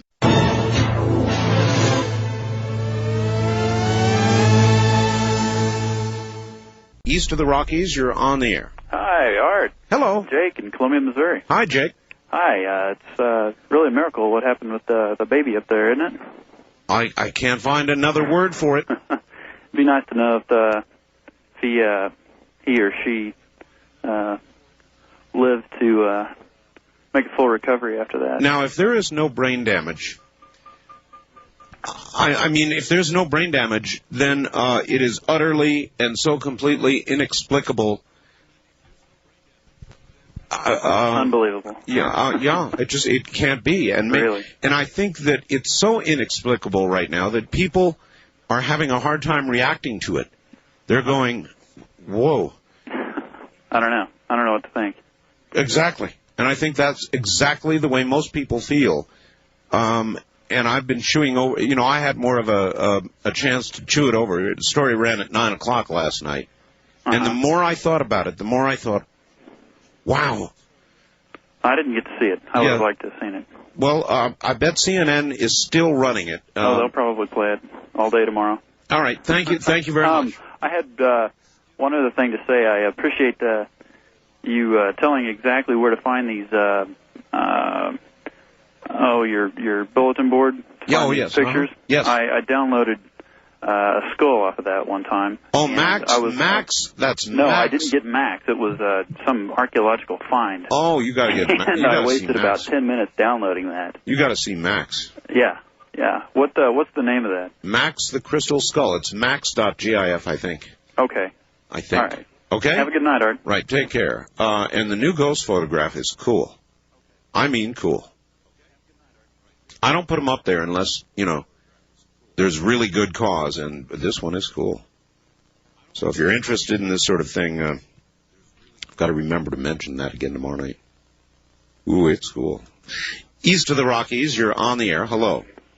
Yeah, this is Chris from Kansas City. How you doing? Great. What's going on? Well, first of all, what's going on is your radio, and it needs to be going off. Okay, turn the radio off. Yeah. Oh, okay. I wanted to ask you, when are you going to do the Madman interview? Well, Madman called me, and affirmed that he was still in this dimension and was supposed to call me back and has not done it. His life is in sort of a flux right now. It is. Yes, not exactly a magnetic flux, but in flux, and so he will call. Oh, he will. When he calls, we'll do the show. Okay, another thing I want to ask you. Tell you about, did you hear that Tom Likas is coming in Kansas City? Yes, I heard that he's going to do a show there in Kansas City, and then Tom Likas is going to come to Las Vegas as well, I think sometime in January. I just wondered if you want me to ask him any questions for you. No. I'd just soon take the high road here. Soon take the high road, huh? Yeah. Well, it should be interesting, huh? You ask him, what do you want to ask him? I don't know. I just kind of ask him how his ratings are doing. See what he says. How many affiliates you got now? 241. 241. Okay. Mm-hmm. What do you think of the Chiefs? You think they're going to win against Miami? I think they've got a good chance, yes.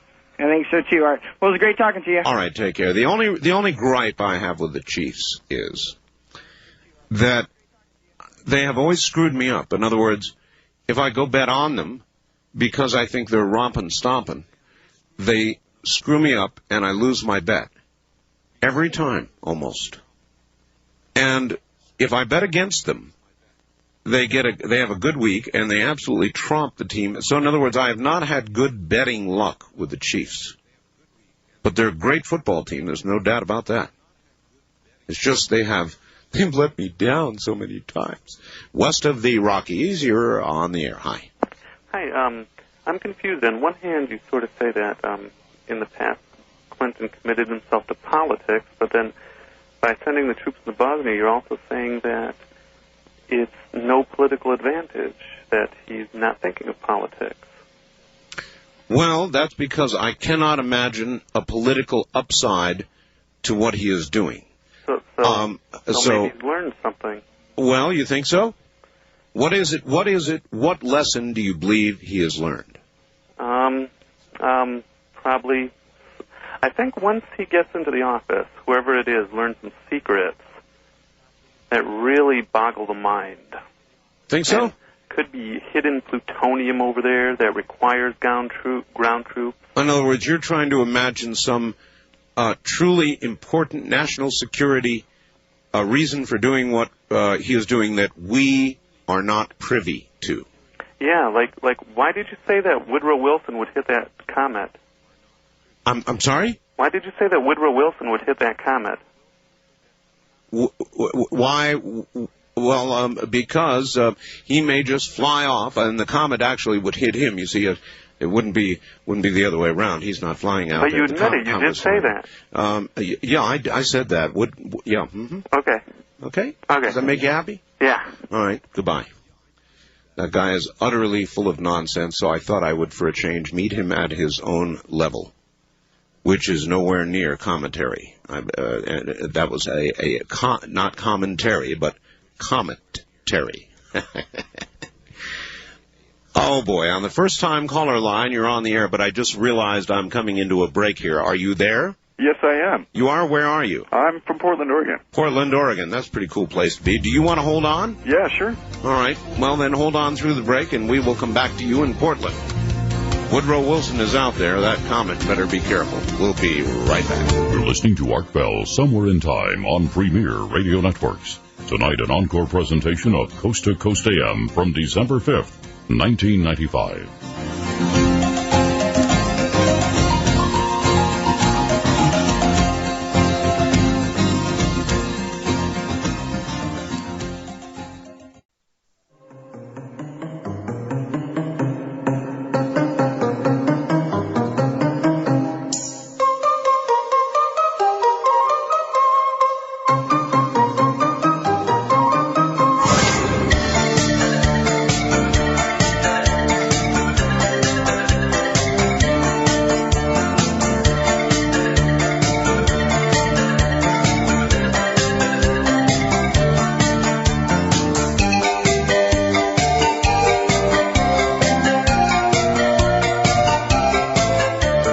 Premier Radio Networks presents Art Bell, Somewhere in Time.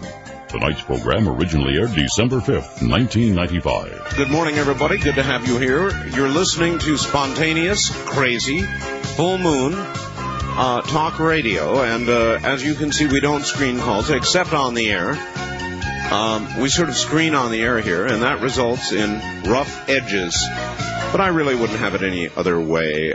It gives you a sense of the night, a sense of what's out there. And now we're going back to Portland, and let's see what's up in Portland. Hello.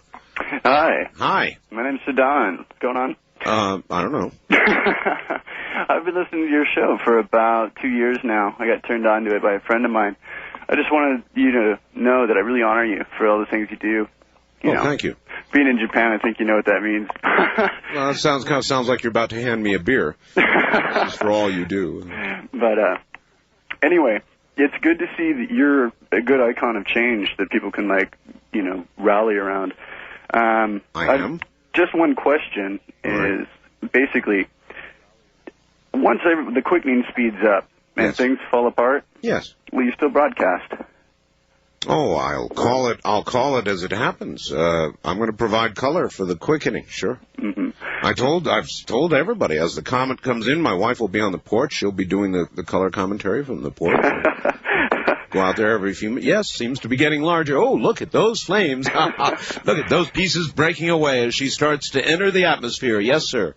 Yeah, well, I've been watching what's been going on around Bosnia and stuff. Mm-hmm. I really wouldn't be surprised if, because all the parties involved, somebody just finally gets fed up and blows up the entire area. The emotions are running that high. Well, there's going to be trouble. Yeah, there's definitely going to be trouble. Wars aren't anything but trouble. Yeah. And this war isn't over. I mean, it's like, because they initialed and we bombed them to initial in Dayton, and then we're going to continue that threat to get them to sign in Paris. We think it's over, but I don't think they think it's over. And that they're the ones that count. Just one more question, a little bit more closer to home. Sure. Doesn't involve Mr. Wilson, does it? No, it doesn't. Actually, I did go to a high school named after him. But anyway, I'm living on the streets currently, here in Portland. I just happened to be blessed with being over at a friend's place so I could give you a call. Oh, I see. Usually I live out in the woods, in the camps, and, at the camps and stuff with, street people. You haven't seen Bigfoot, have you? No, actually, we've been looking for him, though. Well, keep your eye out. So, anyway, yes. But, we've been talking about, the way things go. I've turned a lot of people on, every intellectual I know, different, levels of society and stuff, all onto, your show. Get them to key in, talk about some of the things. By the way, your Dreamland on nanotechnology is rocking my world, and everyone else's that I, talk to. In February, we're going to come out with a big issue of the newsletter devoted to nanotechnology and a lot of photographs. Cool. I'll definitely be looking for it. I really want to, key into this. Well, maybe you can get a general delivery somewhere. Well, yeah, definitely. But basically the question is don't you think there might be a way that we can turn good culture, kind of like your last Dreamland guest, I can't remember her name. Moira Timms. Yes, she has a very, very good stance on things. I like the attitude she has, where religions are a lot like the color of skin. If we're not going to get past them, we're pretty much doomed. We kind of got to see things from a central point. Well, then we're doomed. See, that's where, look, sir, I've got to run. That's where Moira and I differed. She looks at the half-full glass of water, and in this regard, I look at the half-empty glass of water. I'm afraid that my half-empty glass is the pragmatic glass. And as you know, I think the little cockpit point of no return light went on some time ago. It's just what I think. We have got, in January, an issue of the newsletter that is devoted entirely to the quickening. Boy, you ought to see the cover. It's really cool. In February, one of the articles is going to be on nanotechnology. Now, what is today's date? Let me see. It's supposed to be on my log. Yep, today is the 5th. In 5 days, 1, 2, 3, 4, 5, the price of our newsletter goes up. So, and it goes up $10 to $39.95. It is now $29.95 a year. You can now order up to 3 years at $29.95. In 10 days, that's all over. So, a word to the wise. I keep telling you, order the newsletter now or renew. You can do that now at the present rate, or it's going to go up. That's all there is to it. So, there you are. I mean, it's like do or die. First-time caller line, you're on the air. Hello? Hello. I can't believe I got through. Maybe you didn't. Well, maybe it's a lie. Oh, I hope not. No, you're on the air. Where are you? I'm in Wichita, Kansas. Wichita. Yes, I heard a man calling from here earlier. That's right. KFH. Well, yes. I'm wondering how we can hear you longer. We get you from 1 to 4 in the morning. Well, what do they do at 4 o'clock? Well, they have somebody else come on. Well, I don't know. I would say call KFH. Okay. And, now, when radio stations begin their morning show at like 5 o'clock, then there's not a lot you can do about it because that's when they start their morning show. Right. And that's reasonable. But if they've got another program on in there, you might ask them to carry 1 more hour. And, if enough people ask, maybe they will do it. I'll do that. I have several things I want to get in here, so I'll go quick. All right. I've ordered your book, and I can't wait to get it. I can't wait for you to get it either.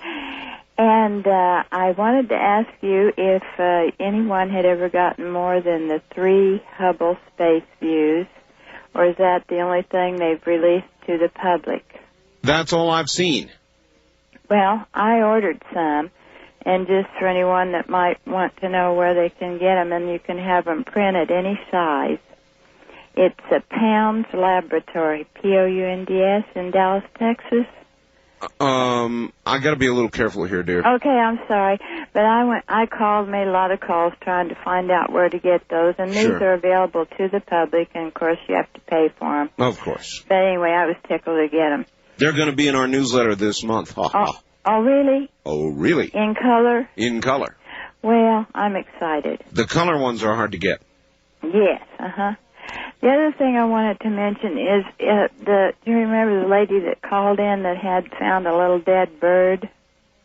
No. Then some time ago, she brought the little bird in and she nursed it. And I do remember that. Yes. That got more response from the radio audience than this miracle baby.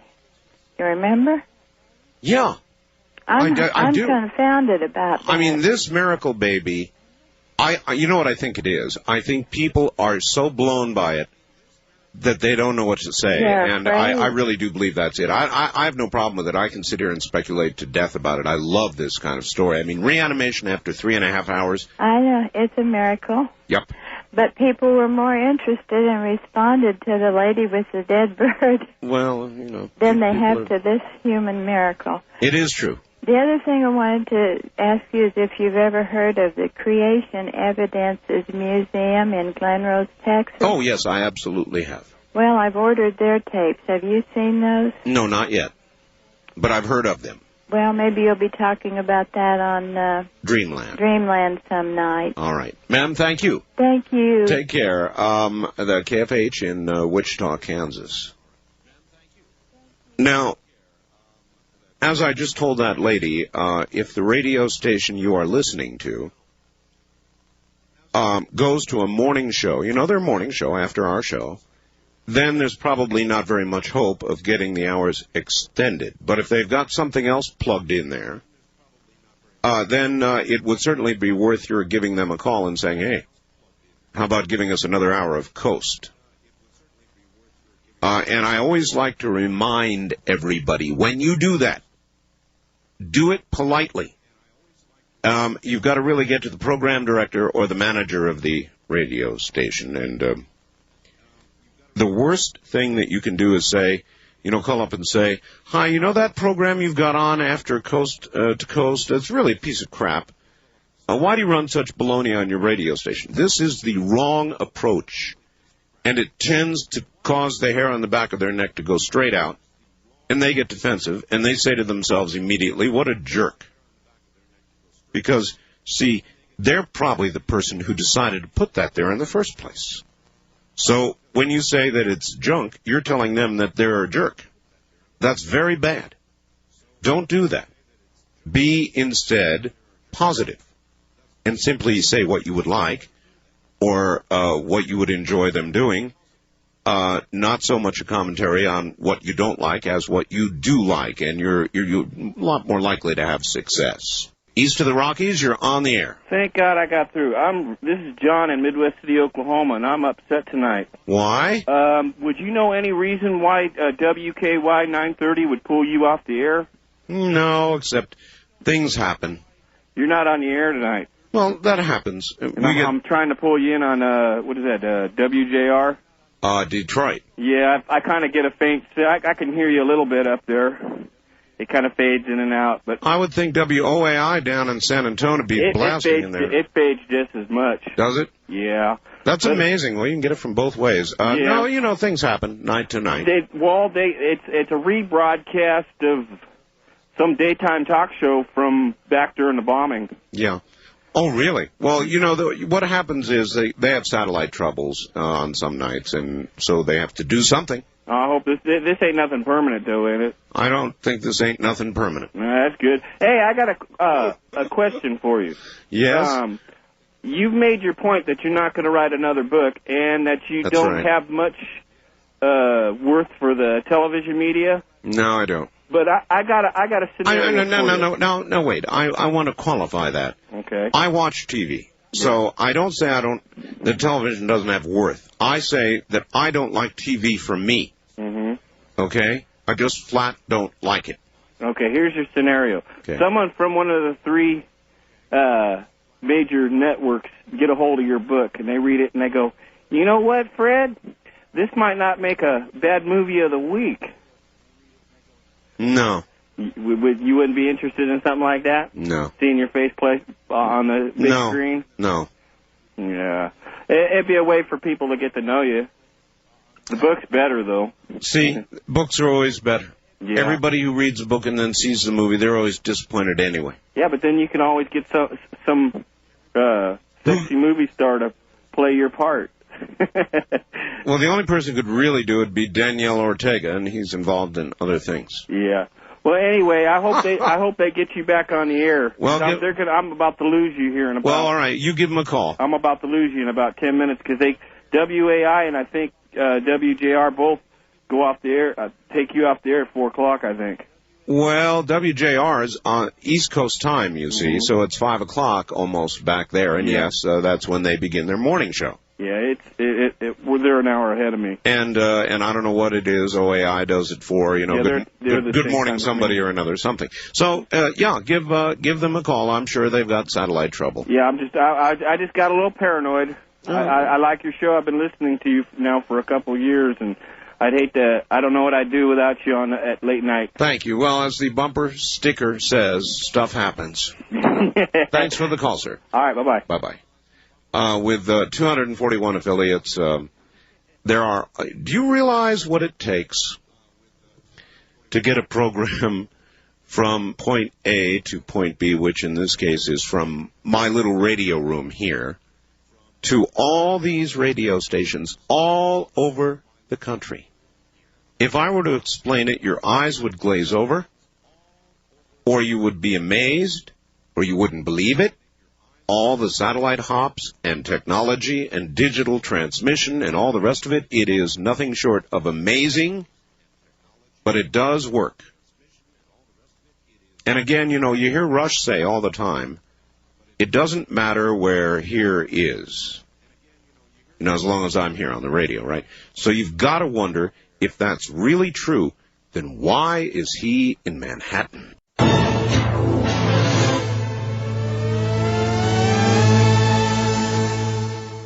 Wildcard line, you're on the air. Yeah, let me turn my radio down here. Turn it off all the way, actually. Okay. That's good. Yeah, this is Mike from Portland. I talked to you last night. You said I couldn't call twice. That's right. Okay, I'm calling this time. It's a different show. That's right, and that's fine. Okay. Well, I've got some information for you that I checked up. Okay. About the distance of braking speed. Wait. Braking speed for... Yeah, you asked me how far it would take if you're going 75 miles an hour to slow a truck down? Yeah, that's right. Okay, that would depend on the weight of the truck. Like the maximum weight you can be is 80,000 pounds. All right, let's say it's 80,000 pounds. Okay, 80,000 pounds. If you have at least a half inch of brake pad, which is by law, you have to have at least a half inch brake pad. It takes 1,235 feet to stop on dry pavement. That'd run over a whole bunch of Volkswagens. Yeah, sure would. And another thing about drafting, you said you drafted behind a truck. That's called drafting, what you're talking about. Is that what it's called? Yeah, it's called drafting. Now, there's no feasible way that a truck could pull you. If you're on a downhill slope and you get in his draft pattern, you could stay with him. His truck will pull you a little ways, but it won't pull you very far. If you're on level ground... I did this on level ground in the Midwest. How far did he supposedly pull you? I did it for about 6 or 7 minutes. And what I did is, and I really don't want to air this because some idiot out there is going to try it and get killed. I understand it. There are a lot of idiots out there. And it was at a high rate of speed too. Mm-hmm. And so I really don't want to talk about it anymore. But I did it. I'm telling you, I did it. Disbelieve it if you want. I don't care. I'm not disbelieving. I just want to know the distance of that you actually did it for. 5 or 6 minutes at about 75 miles an hour. Okay, well, you know what? And I got right up behind the truck and threw it into neutral and turned the engine off. Well, you're lucky you didn't hit the DOT bar in the back of the trailer then. Yeah. I know. Don't try that. One other thing, though.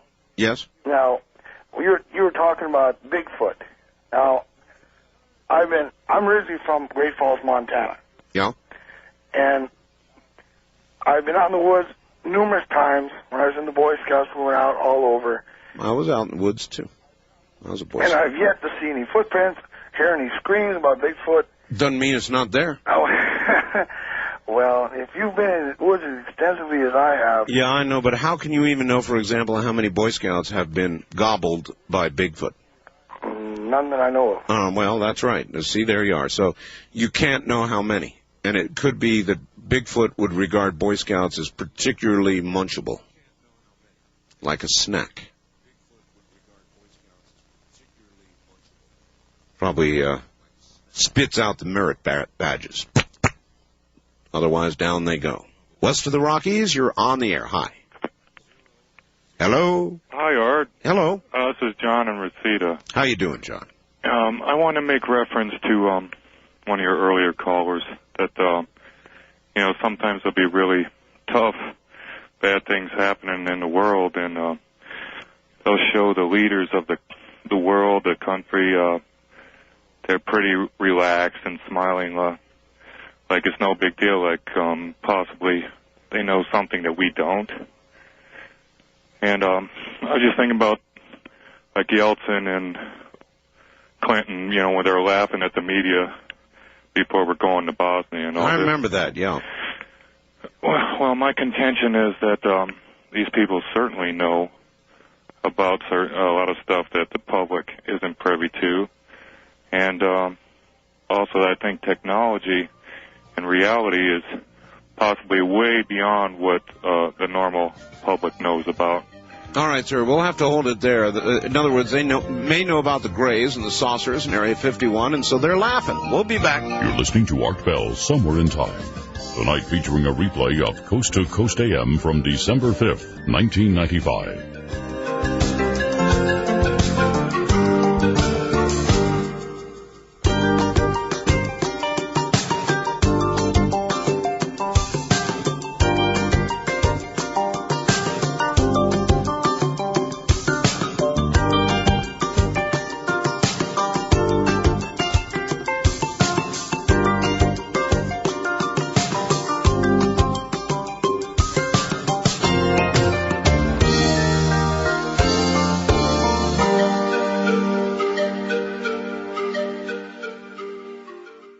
Seen Sugar Time? Boy, that was a good movie. And it was the story of Phyllis McGuire, who, by the way, lives now in Las Vegas, I understand. If you get an opportunity to see that movie, see it. It's called Sugar Time, and it sucked me right in. Boy, was it good. You know who I would really, really like to interview? Phyllis McGuire. I bet she wouldn't do it. But if you get an opportunity, have any of you seen Sugar Time? Wouldn't it be cool to interview Phyllis McGuire? Just a tremendous movie. You get a chance, go rent it or something. It's called Sugar Time, and it's about Las Vegas, and it's about the McGuire sisters, and it's about Phyllis McGuire. And I have no way of knowing how much of it is true or not, but I would give my right arm to be able to interview Phyllis McGuire and ask her about it. Wildcard line, you're on the air. Hi. Morning, Art. Good morning, sir. Calling from Reno. Reno, yes. Did somebody yet call in about the article in the Reno Gazette-Journal yesterday? No. Well, you were talking about the baby? Right. Reno Gazette-Journal, it's a miracle baby for Reno area couple. After 20 minutes, a technician arrived for the stillbirth process and saw the baby was moving. Pronounced dead by 2 doctors. So I just thought you'd like to hear something else is going on this side of the world. All right, let me give you yet another one. Dear Art, if, as you said, the baby was 16 weeks premature and was stillborn, then we may have just discovered the precise moment the soul enters the body. Great news for all of the pro-choice crowd. Roy in Loveland, Colorado. This baby was 2 pounds 5 ounces, and Wow. It shows it in an incubator, so I didn't get the whole article read here for you. Let's see, 10 weeks premature. 10 weeks. But I mean, how can anything, I don't care, premature, anything, dead for 3 1/4 hours come to life? Well, Art, after 20 minutes, after 5 minutes, you're brain dead. People have come, yeah, that's right. At room temperature, you're doggone right. I've heard of cases where people, for up to an hour, have come out of freezing water and survived, but not at room temperature, not for 20 minutes, not for 3 hours. But something might be going on here. You know, we keep talking about the quickening. You do, too. You betcha. And up here in the Sierras, we're having no rain, no snow, no nothing compared to last year. I know, even in Alaska, sir. In fact, I should invite, take a listen. I think this man's onto something. Something's going on. Can't you feel it? Something's changing. You know, the guy called a little while ago about the government death clinics or whatever it was. How would you not want to stick around to see where all this is going? Oh, man, these are very exciting times. Very exciting times. There should be a lot of snow up in Anchorage, up in Alaska. Some of you Alaskans call down here. Has it begun to snow yet? I know it's getting cold. I saw the weather charts, and the wind chill was way down below 0 for Anchorage, I believe. How cold is it getting, 1? And 2, are you getting any snow yet? It's a weird year. First-time caller line, you're on the air. Good morning, Mr. Bill. Carl, Como Country. How are you today? Just fine. Glad to have you. Yes, sir. Well, I hope all is well, and particularly as we approach the holiday season. And that brings up a question in my mind concerning depression of the season, which I can relate to a certain extent, but beyond that for many years due to declining physical condition. I'm only about a year or two older than you are. However, unable to find myself ready to face the 21st century, I wanted to ask you what you personally felt about the improvement of the quality of human life, generally speaking, by the introduction of euthanasia clinics to benefit those of us who might voluntarily opt out of the loop, in fact would. What would be your read on that as a viable governmental policy? Well, I would say it's not viable. Considering our present moral code, all of the moral hand-wringing and hypocrisy, I take it you're referring to that? No, I'm referring to it's not the government's job to be into death any more than it is into a lot of the rest of our personal lives. If people want to do themselves in, there's a multitude of ways to do that. You don't need the government help. Well, since the government is... Why? Hold it. Wait. Why would you want to go to a euthanasia clinic? Well, you know, one thing I've always remembered since about 1975, you might recall the movie Soylent Green. Yes. Starring Edward G. Robinson and Charlton Heston. Yes. I remember that one scene in there where it was such a streamlined operation, and it seemed to me to make total, complete sense, logic. In other words, this is the way to do it because... So you think the government could make the death trains run on time? Been done before, and since they're into every facet of our existence anyway, I thought, why not enter this arena?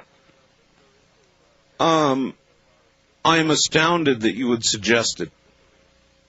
Well, years ago I would have been equally astounded, but due to prevailing circumstances, the decline of the country, our political system, the system of economics, and the technology coming in the next century, which is actually here right now. Yeah, but don't you really want to stick around long enough to see how it all comes out? I mean, Well, Art, I won't profess to have seen it all, not by any means, but in 5.2 decades of existence, I dare say I've seen enough.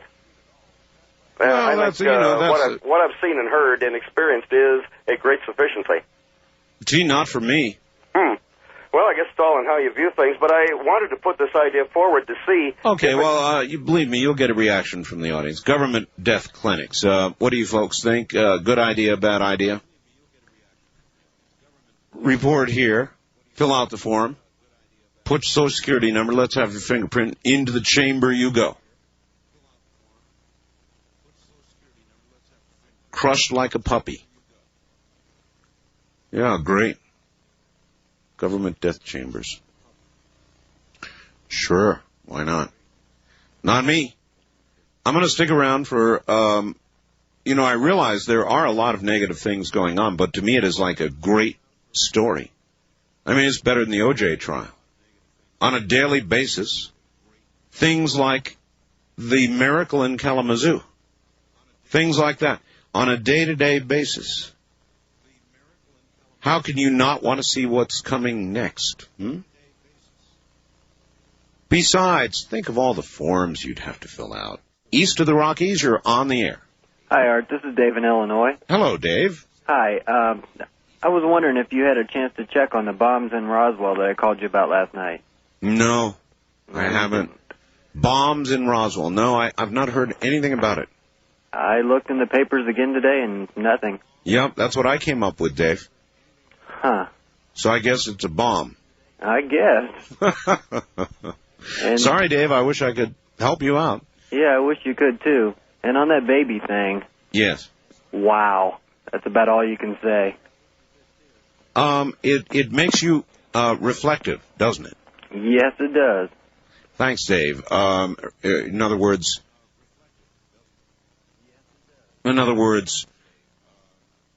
that's animation of the dead.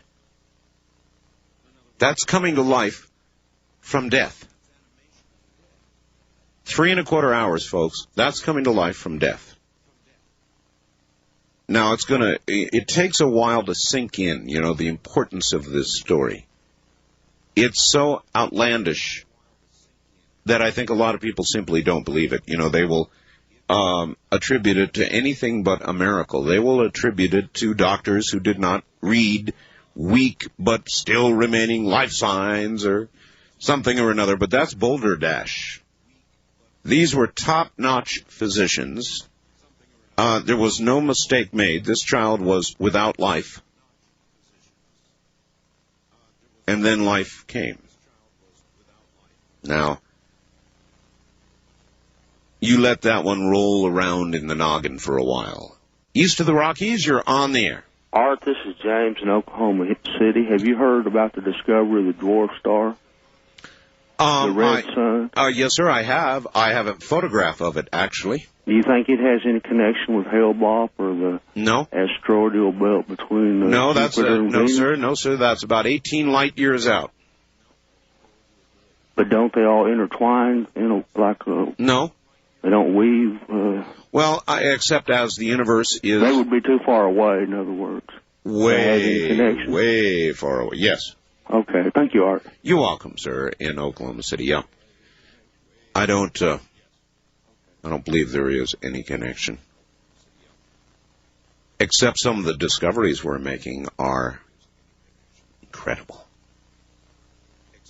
Those photographs of the birth of stars, ooh, those are incredible. Incredible. Those photographs are in our next newsletter. Now, in the newsletter following that, it will be the quickening. In the newsletter following that, there will be a big story and photographs of nanotechnology. Just some of the few things that we're doing right now.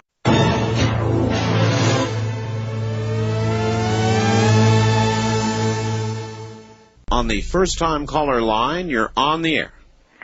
This is a miracle. It truly is. Hi, kid. What's going on? Well, me at the moment.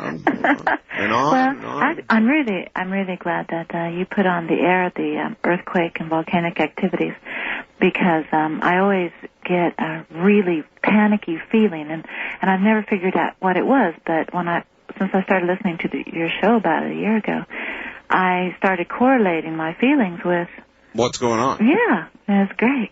And I don't know, since I don't get you past 5 o'clock. Where are you? Wait. Oh, I'm sorry. I'm Judy from Oklahoma. Oh, okay. What station are you listening to? WKY.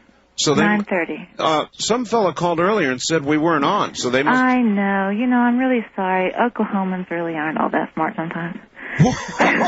You mean he was Is his name really Steve? Did he ever say that? Do you mean he was just flat wrong?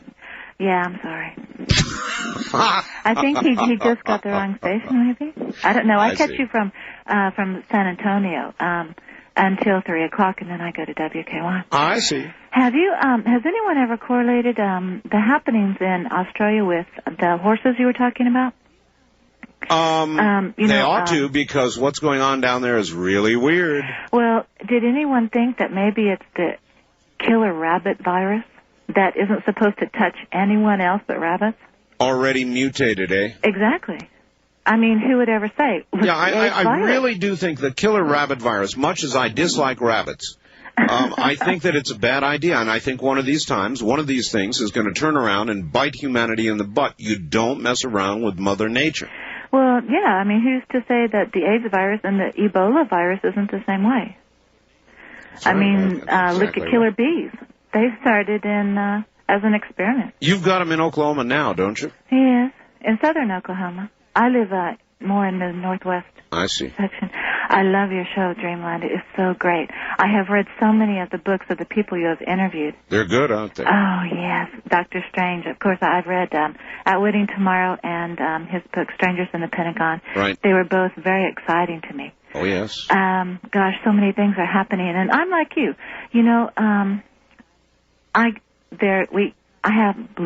Let me start over. I go to a meeting once a month. There's a lot of people in our area who are sensitive. I hate the word psychic. I don't believe in it. I'm not a New Ager. Sensitives, yeah, okay. Yeah, okay. And one of the girls, there was a lecture, and one of the girls said, I forgot what I was talking about. I hate it when I do that. It's a brain lock. It really is, yeah. And I'm sure it's the Heart Project. I'll blame it on that. That sounds good. Yeah, someone threw a switch up there and all that. You stopped in mid-sentence. All right, no, dear really, listener. I'm almost 40. I think that's why. Oh, boy, well, I'm 50, so... Well, you don't sound like it. Really? Does that help? Is there a way that you sound when you get to be 50? Oh, I think so. Yeah? Yeah, I really do. All right. Anyway, I was going to say, with the glass half empty and half full. Yes. All right, let me finish on the air, dear. Listen on the air. I do look at it as half empty, I admit it. But I want to see how it turns out. And that goes back to the guy, I'm still not over that, the guy who wanted to have the government death clinics, euthanasia clinics, where people who have had enough can go to end it all. What do you all think of that idea? Not too cool. Government death clinics. Dr. Kevorkian Memorial Clinic. East of the Rockies, whoops, you would have been on the air, but you're not. West of the Rockies, on the wild card line, you're on the air. Hey, I heard you calling for a weather report from Alaska. Oh, yes. You're in Alaska? Yeah, I'm here in Anchorage. Anchorage. And how cold is it? Well, over here on the east side, it's about 22 below right now. That's without the wind. Actually 22 below zero? Yes. Oh, man. That's cold. It's cold. How much snow do you all have? We have less than an inch, and mostly there's none covering anything. That's ridiculous. I know. We had about 4 feet by this time last year. What the hell's going on? Don't ask me. I want to go skiing, though. That's ridiculous. 22 below, no snow, less than an inch, or none at all. That's right. Outrageous. What's going on up in Fairbanks? Do you know? Yeah, my little sister is going to college up there, and I guess it's just as cold, and they have about 4 inches of snow. Boy, is that Heart Project? It must be. That's ridiculous. That really is ridiculous. And everything's down south, and it's blowing in, and I understand there's more rain headed to the northwest. And the rivers are at the breaking point. They've started to recede a little, but now it's warming, and they're worried about snow melt-off and more rain coming in. I'm telling you. On our local weather, they said the jet stream was just completely skipping Alaska and heading down south. That's what it looks like, and that's what's got the Northwest, I believe, in trouble. I think so. Well, that's fine. Now we've done it. We've screwed up the jet stream. Damn rockets. All right, thank you for the call. Thank you. Mm-hmm. Launching all those rockets eastward. And east of the Rockies, you're on the air. Hello. Hi there. This is Mike from Peoria. Hello, Mike. Well, to put things on a little happier note here, I really did have to grit my teeth for a minute there about the guy with the government, death things, the death and everything. But the Kevorkian chamber, memorial chambers. Yeah, I had to kind of grit my teeth on that. I think there's a lot of people in the world that got it a lot worse than us. You know, you got to ask yourself, though, if they had such government-sponsored institutions of death, how many people do you think would walk through the door? Boy, I tell you what, things are turned so far upside down these days. It wouldn't surprise me if they had it on CNN and they said, well, all the death camps started up today and there people are lining up in droves. It wouldn't shock me a bit. I tell you something, what I really want to talk to you about. He's really right about this, I believe. There would be lines. I mean, it'd be more impressive than the opening of a movie, I bet you. What I really called you about is you got to talking about the Pointer Sisters a while ago. Oh, I love the Pointer Sisters. And I know somebody else that you love a lot, and you happened to ask a question within the last week, and you said, boy, you know what I'd really love to have? A photograph of Maria Muldaur? Yes. And if you haven't went out and picked, they reissued her first album, which is the one that has Midnight at the Oasis. Sir, could I ask you to hold through the break? You willing to do that? Sure. All right, well, then I'll set the mood for it. Ha ha. Here she is. This is...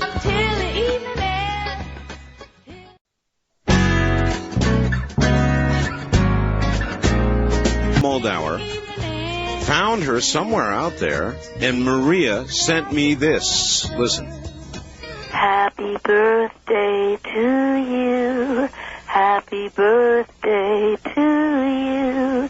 Happy 50th birthday to you, Art Bell. Happy birthday to you, and many more. Art, this is Maria Muldaur calling you from the Oasis, wishing you the happiest 50th birthday. Meet me at midnight. So you ask, I want a photograph of her. Hi there, you're back on the air again. Yeah, I was just going to say, I just picked up they just reissued that first album on CD, and I went out and got it. And there is just a incredibly gorgeous picture of her in the sleeve that goes in the CD jacket. Okie dokie. And it's really a great CD. I mean, for even that many years ago. I mean, you've got Dr. John playing keyboards for her.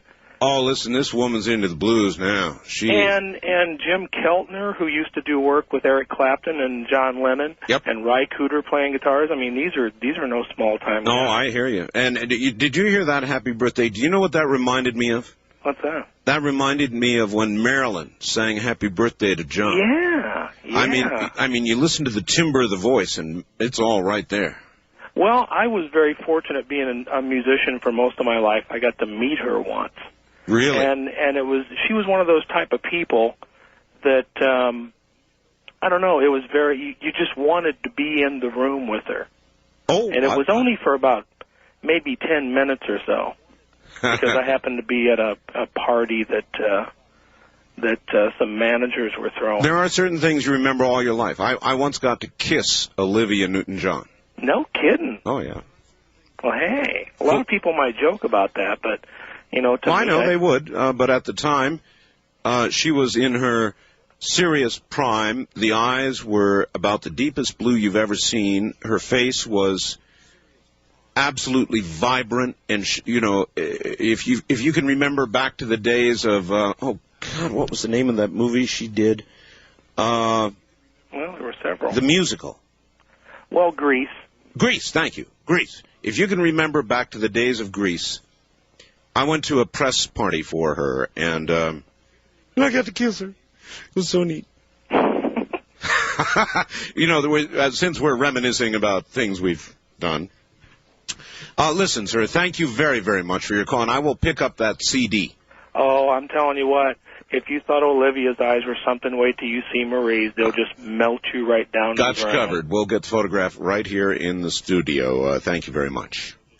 Put it next to the one of Shannon Doherty here. Mr. Bell, a moment of your time to discuss a serious matter. I am very nervous about my new neighbor. I live in an apartment complex full of only one-bedroom apartments. No. I've seen many come and go, but now I'm very nervous about this new one. Art, his name is Steve. And there's a little skull and crossbones there. Imagine my horror when he told me his name. All I could do was grab my crucifix, the one I had around my neck, and run away screaming, "Die, spawn of Satan." What actions can I take, Art? Silver bullet through the heart? What? Very disturbed and afraid, Mark in Vegas. And there is a unsmiling face there. Mark, I can't tell you what to do. When you're Steved, it's like you're marked. So you'll just have to sort of take it a day at a time, Mark. West of the Rockies, you're on the air. Hello. Hi, Art. Hello. I'd like to comment on this miracle, if I may. You may. Also, I just talked to my son's friend in Thorn Bay, Alaska yesterday. Yes. And she said they've been having nothing but snow there, that it's been up to the knees. Where is that? Thorn Bay, that's the southern tip of Alaska. Oh, you Beautiful. mean down toward the capital? So in the southern part of Alaska, they're having snow. Well, that would make sense because the jet stream has come south. So it would make sense that Juneau would be getting dumped on. And by the way, we're going on the air, or we did in Juneau. I don't know which. I think we're going on the air real soon in Juneau with Coast to Coast AM. They already take Dreamland, but we're going to be on the air. So we'll be hearing a lot from Juneau. Well, this is by Ketchikan. Ketchikan, okay. Mm-hmm. Mm-hmm. Then Thorn Bay is kind of a remote little area. My son is homesteading up there. Well, you can still do that. They probably got a lot more moisture because they're near the water. Anyway, what about the baby? Well, it isn't a surprise to me, Art, because I'm hoping to write a book on all the miracles that I have seen in my Christian walk for 30 years. Well, then I sure would include this one. Well, I have seen so many miracles. In fact, I held a little miracle on my lap, which kind of goes along with when does life enter the baby. Well, when you plant a flower seed, the life is already there, isn't it? And it starts sprouting very soon. It's the same with human and animal. The sperm is the seed with the life in it. But the little baby, I was sitting in Newberry's in Spokane one day, and sitting in a chair in the shoe department, and this darling little black girl come up, roaming around, wanting to sit on my lap, you know. She was about 3, I think. Yes. That's been about 40 years ago. I wish I could run into her again, but her mother seen I was friendly, yes. and she started talking to me, and I was telling her how cute the little girl was. She was awfully tiny, but yes. she was really cute. And her mother said, well, she's in the World Book of Records, in the Guinness World Book of Records, for having been the shortest term baby in, you know, ever. Well, that would have been at that time. They have done incredible things since, you know. Well, she carried her 4 1/2 months. Oh my gosh! And that little girl was just as perfect as any could be, that except seems her mother impossible. said, "Pardon?" I said that seems impossible. I know, but it all adds up, because she told me that when she's a couple of years older, all she will need is a light surgery on her female organs, because they didn't quite finish developing. Maturing, yes. All right, ma'am, I've got to run, but thank you very much for the call. And this is right down the alley of what you were just saying. Listen very carefully. The rebirth of the baby is no miracle in the big picture. However, to us it is. I call it the spontaneous regeneration of life created by the mother's love for her child.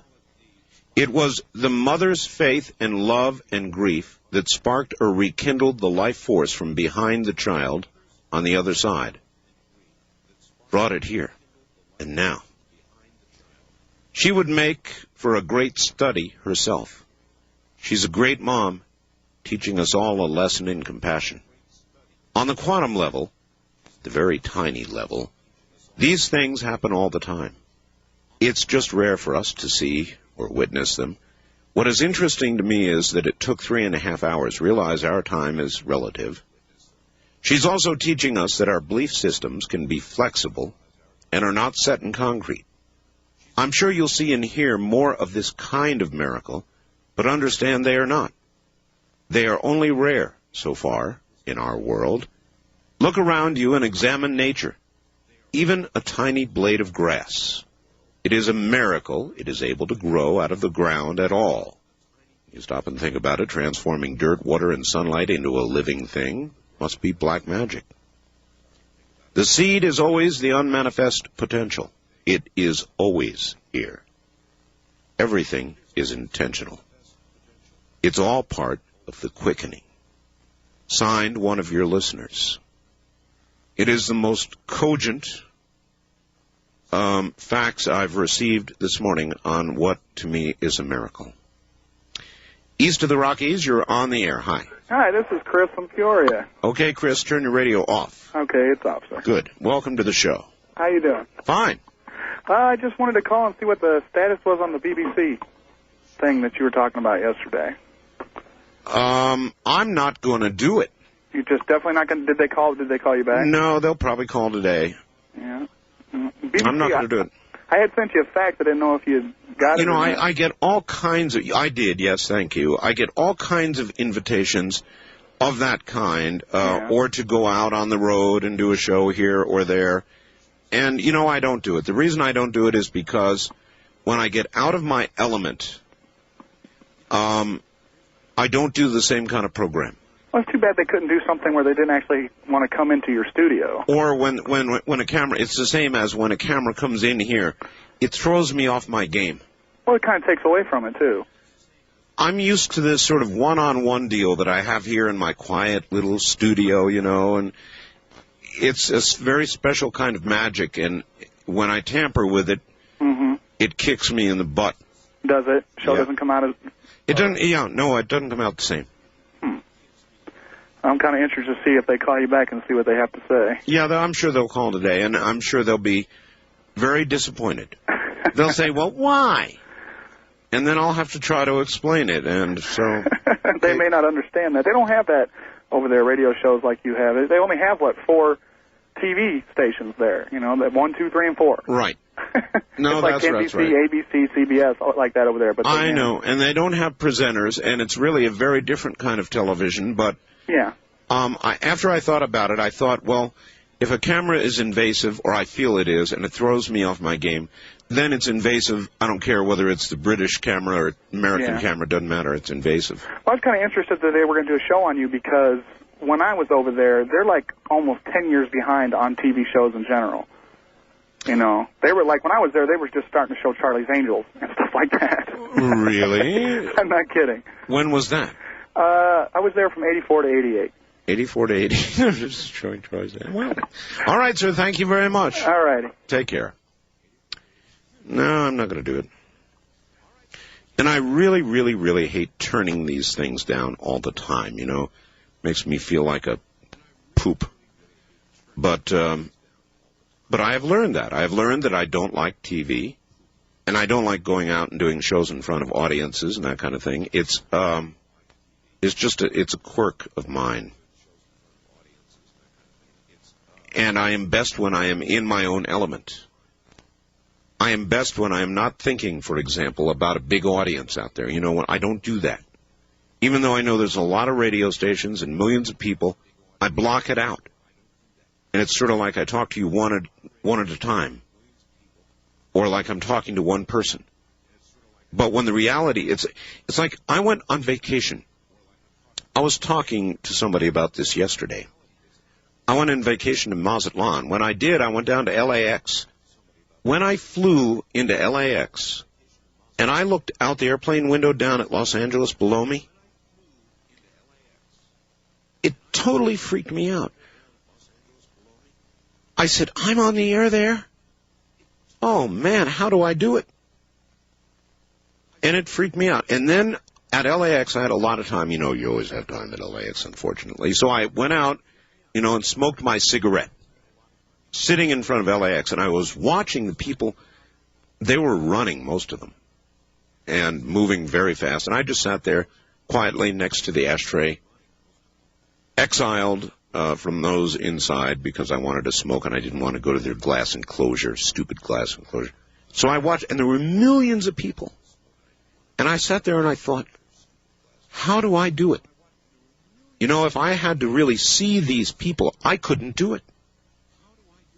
And so when I'm in front of an audience, or I realize, or I begin to think about the size of the audience, it totally screws me up. And it doesn't take much. And a camera in here, that'd do it. Screw me up totally. So, I don't do it. I just sort of live within my world and my own little zone of comfort here and try not to think about it all. And then it works. And if I think about it or over-intellectualize it, which is something I tend to do, it gets me, bites me right in the butt.